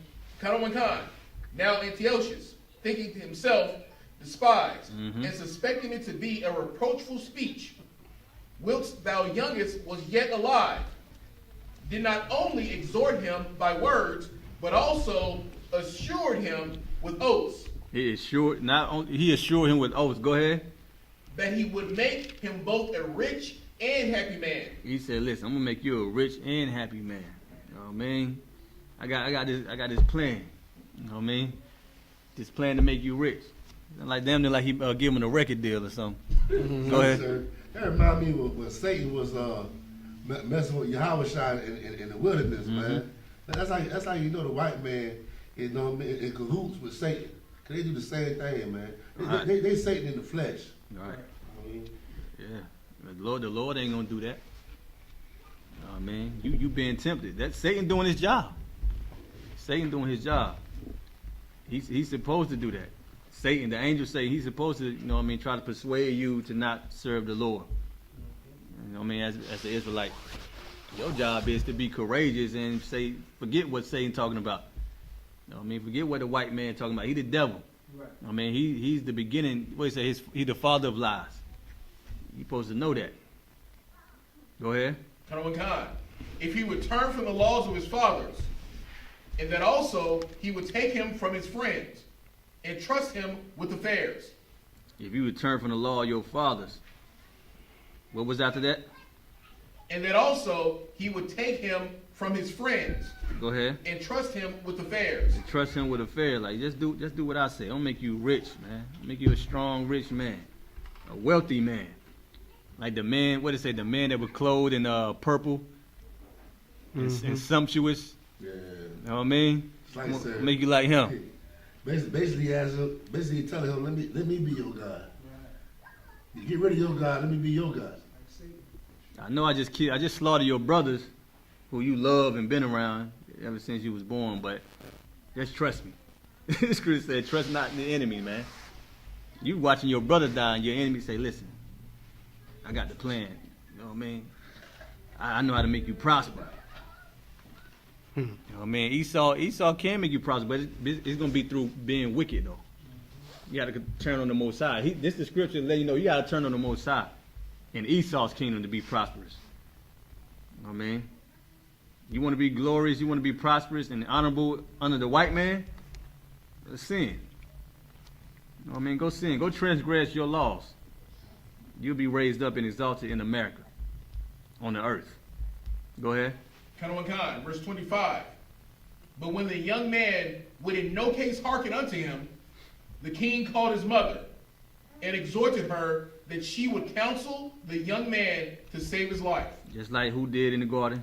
Satan, a serpent did with Eve in the garden. He went straight to the woman. You know what I mean? Of course, there ain't no man around, but he went and talked to the son. The son didn't listen. So he went and talked to the mother. That's why they go to the woman, man. But the woman got to be what? They got to stand strong. Like this sister did. Eve, she didn't stand strong in the garden. This one right here, she stood strong. And Eve is her foremother. So what that's showing you? That it can happen. Go ahead. Verse 26. And when he had exhorted her with many words, she promised him that she would counsel her son. Verse 27. But she bowing herself toward him, laughing the cruel tyrant to scorn. She bowed herself towards the king, laughing him, just laughing like, I'm going to go talk to him. I'm gonna go warn him. I'm gonna go tell him like, he about to be rich. All you gotta do is eat that swine, man. You know what I mean? That plate, that plated pork chop, them beef, them pork ribs, them baby back pork ribs. You know what I mean? That dirty rice that got chitlins on it. Red meat with rice. All the skins that got pork in them. You read about, you try to act like they chicken skins. No, they pork skins, man. No, but I'm gonna go talk to her. She started laughing. Go ahead. Kanawakan spake in her country language on this matter. Mm-hmm. O my son, have pity upon me that bare thee, Salakia, 9 months in thy womb, Keep going. and gave thee such 3 years, and nourished thee. She like, I gave you suckle 3 years. You know what I mean? You suckled on my breast 3 years. I nourished you. I fed you for 3 years. Go ahead. Kanawakan, and brought thee up unto his age, and endured the troubles of education. Endure the troubles of education. She taught him ABCs, 1, 2, 3. She taught him that. You know what I mean? The troubles of teaching him the Hebrew and all that. You know what I mean? Tolerated it, suffered through it. You know what I mean? She got through it. Go ahead. Kanawakan, verse 28. I beseech thee, my son, look upon the heaven and the earth, and all that is therein, and consider that God made them of things that were not. Go ahead. And so was mankind made likewise. Right, the Most High made those. You know what I mean? When you look up and see the stars, the sun, the moon, the things that, you know, the Egyptology, worship and all that, people, the Lord made everything, man. Go ahead. Kanawakan, verse 29. Fear not this tormentor, but, being worthy of thy brethren, take thy death, that I may receive thee again in mercy with thy brethren. She told the son, listen, go die. So you can come back and I'll receive you again. Go die. Go ahead. Kanawakan, verse 30. While she was yet speaking, Which one of y'all mother gonna tell y'all that right now? Be honest. Ain't none of y'all. Shalakia. Eat that swine. The opposite. She's gonna tell you to come and have Come, Thanksgiving. come sit down because Come die. you used to celebrate it. What made you change your mind? Like, come and get this Christmas dinner like you've been celebrating it. I made you banana pudding your favorite. That's what she gonna say. You over there with them crazy Israelite niggas. I don't know what you think you doing. Y'all gonna get shot out there, man. Like, they try to discourage you. Go ahead. She'll call you by your real name. Call you by your slave name. I know you Yerma or something like that. Nah. Keep going. Kanawakan, verse 30. While she was yet speaking these words, The pot. the young man said, Whom wait ye for? I will not obey the king's commandment. The son said, whom wait ye for? What did he just say? What you waiting on? What you waiting for? You over here trying to exhort me. What you waiting for? I just seen my brothers die. You know what I mean? Who you waiting for? Like, I'm ready.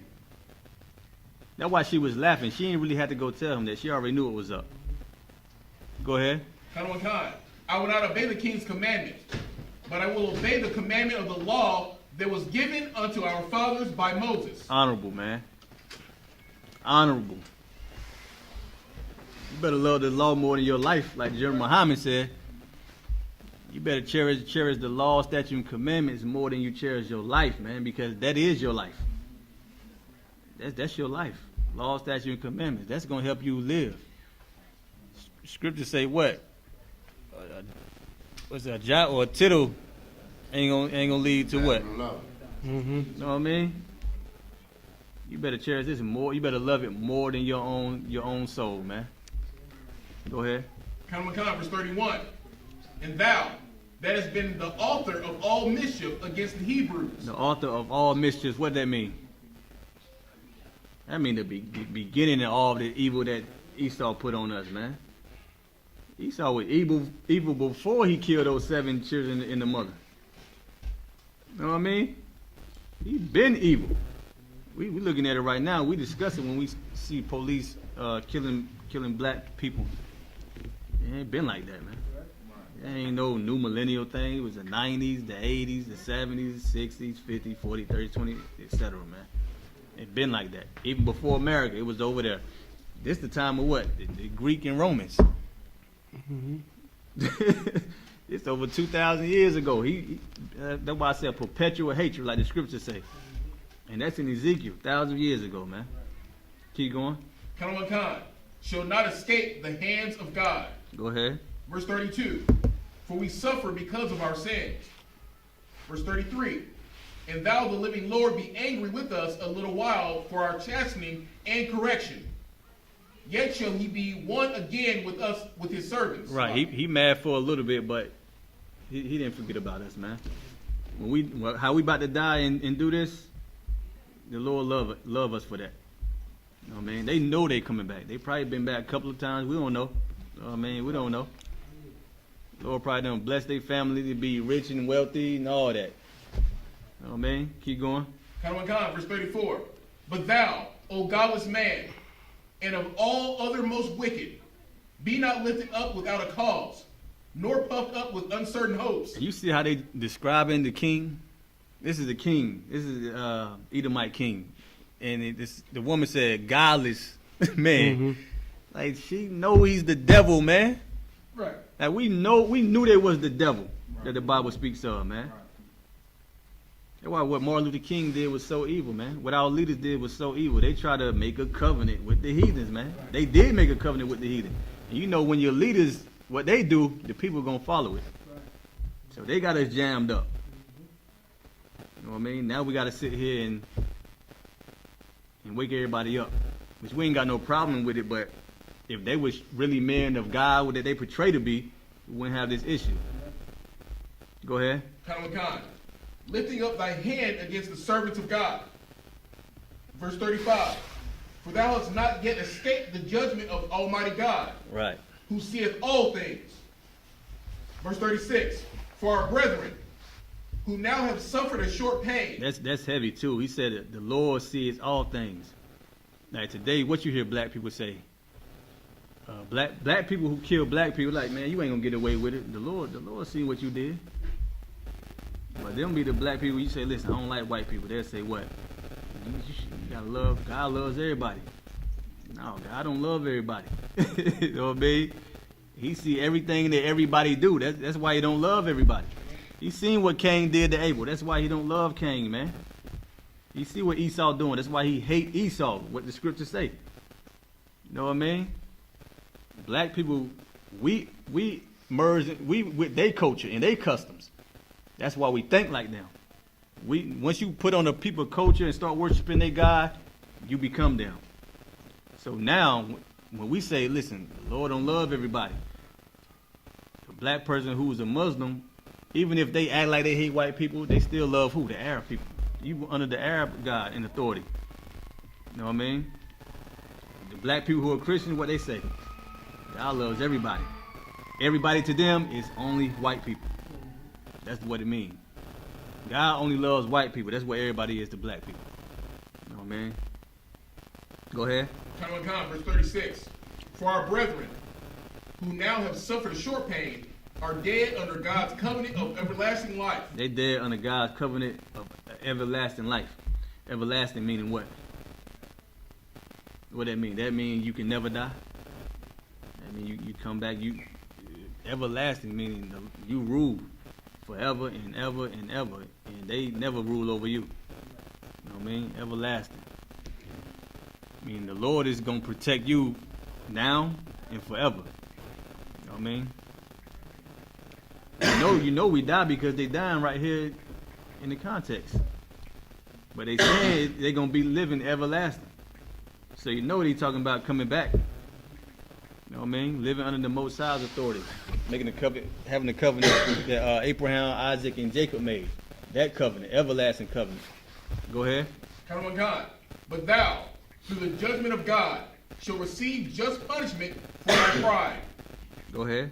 Verse 37. That goes for everything that happened. They the author of mischief. That goes for the first crime that ever been committed against an Israelite that we haven't received justice from. The Lord gonna deal with all that, man. That's a lot of punishment and death coming to white people. While they online joking and trying to clown black people like we, criminals and ignorant and the children of deadbeats and wedlocks, The Lord planned to kill them, and that's prophecy. In the same Bible that's in their courtroom, they saying they Christians, they Mormons and all that. The Lord saying He's going to kill them people, man. They lied for a long time. They got away with it only because the Lord allowed that to happen. But when the Lord strikes, He's going to kill a lot of them, man. The ones He don't kill, they going to wish they died because they're going to be in slavery. I mean, they're going to be under us. They're going to be in captivity. I mean, picking cotton. I mean, go ahead. Verse 37. Getting treated like niggas. Go ahead. Verse 37. But I, as my brethren, offer up my body and life for the laws of our fathers, beseeching God that would speedily be merciful unto our nation, and that thou, by torments and plagues, mayest confess that He alone is God. Go ahead. Verse 38. And that in me, my brethren, the wrath of the Almighty, which is justly brought upon our nation, may cease. How many scriptures you got left? 5, sir. Go ahead. 4, sir. Salaki. Verse 39. Then the king, being in a rage, handed him who's worse than all the rest, and took it grievously that he was mocked. What scripture is that? Salaki. Verse 40. Maccabees, First Maccabees, 44. Salaki. Verse 40. So this man died undefiled and put his whole trust in the Lord. Hey, real quick. Go ahead real quick. Verse 41. Last of all, after the son's mother died. Verse 42. Let this be enough now to have spoken concerning the idolatrous feast and the extreme torture. Idolatrous feast, man. Christmas, idolatrous feast.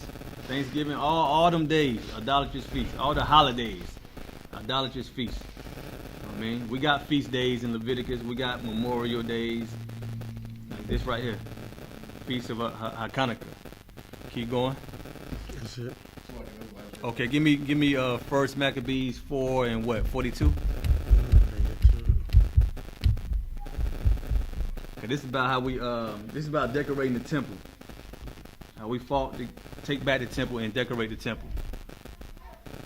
Read through that real quick.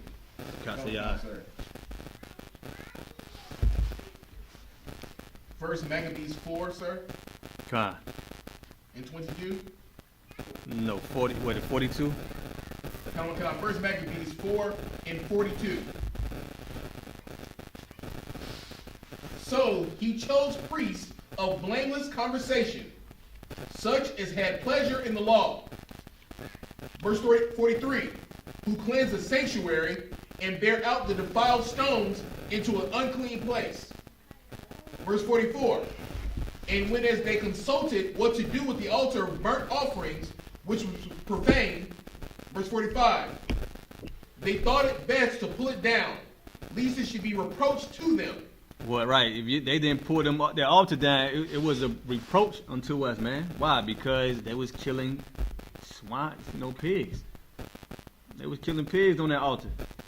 You know what I mean? When the Lord, it's like the land of Israel right now, and the Lord want them out of that land. That land is disgusting.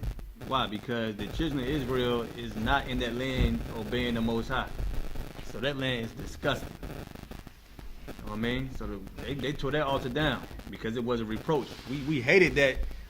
You know what I mean? The Greeks and the Romans, they what? They killed pigs on the altar, on our altar. Supposed to be holy and clean to us. Most High, tear that down, man. Go ahead. Because the heathen had defiled it. Right. Therefore they pulled it down. The heathens had defiled it. That's why they pulled it down. Defiled it with unlawful food, unlawful animals. Go ahead. They probably had gay sex. Ain't no telling what white people did to that, man. Right. They on the altar having gay sex, man. Go ahead. Verse 46.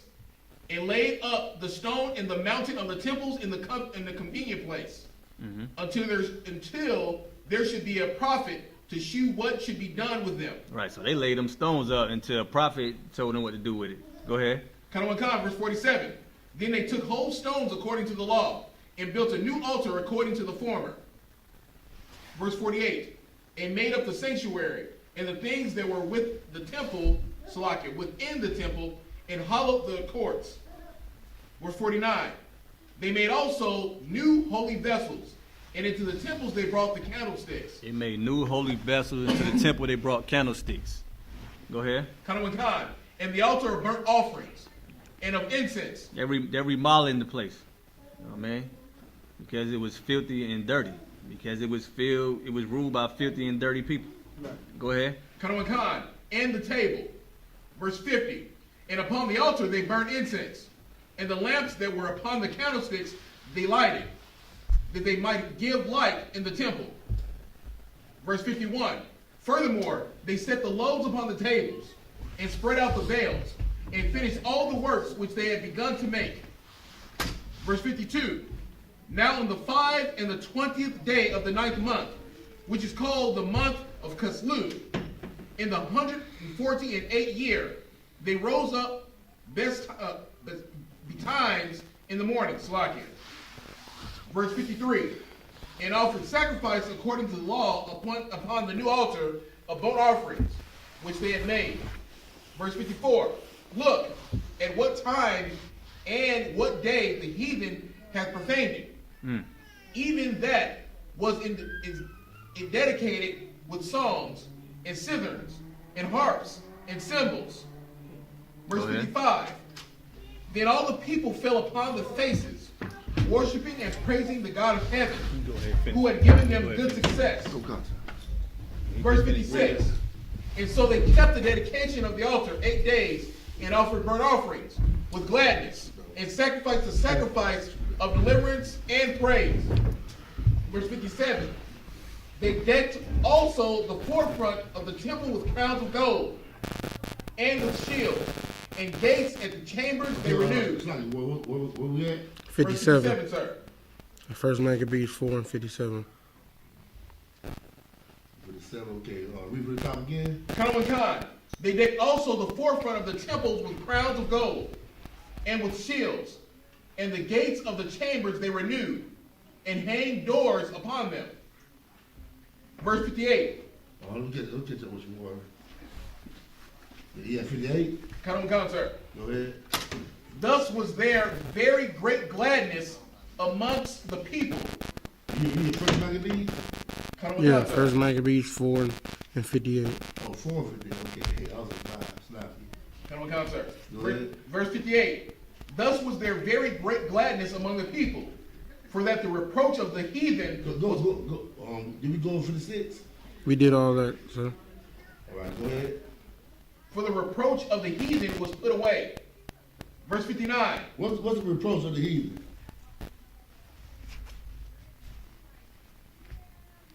Salakia. Go ahead. Just the saying the things that the heathen was doing to us. Yeah, everything they were doing to us, man. Them making us not keep our laws anymore.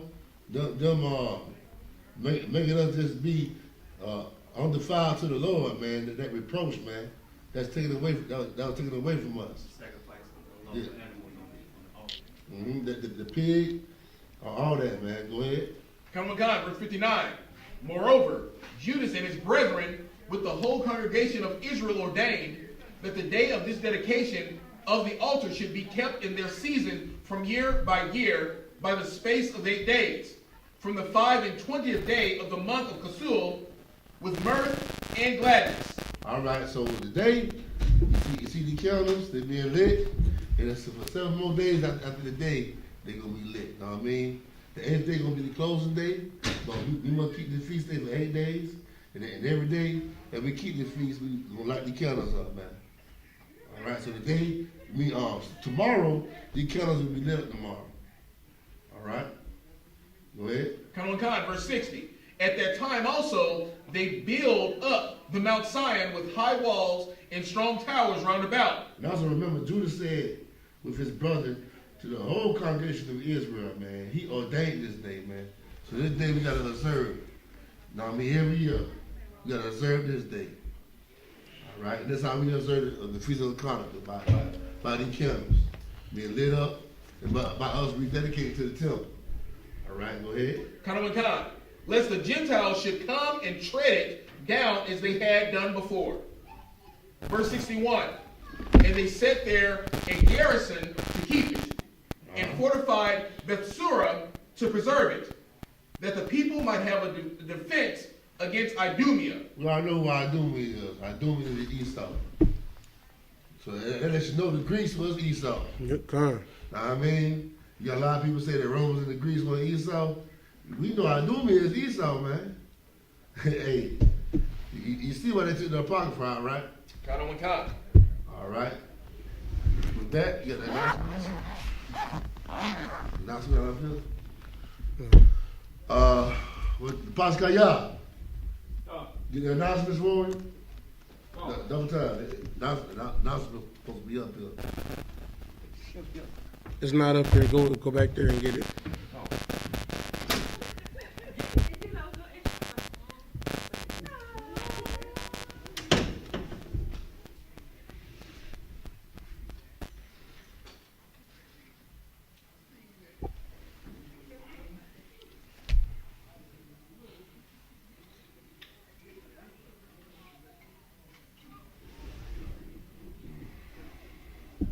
Slapping y'all for the delay. Sorry for the delay. I don't think he has the announcements. Okay, we just gonna salute it out, you know what I mean? Men of Israel, Elijah.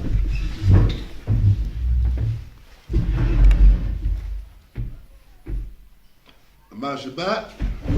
Amaj. Barak. Yahanna Shem Shabbat. We say in the English, may the Most High watch over you in the name of Christ. Guys, the time will be hands down. Those sisters in the room. Class is gonna be dismissed.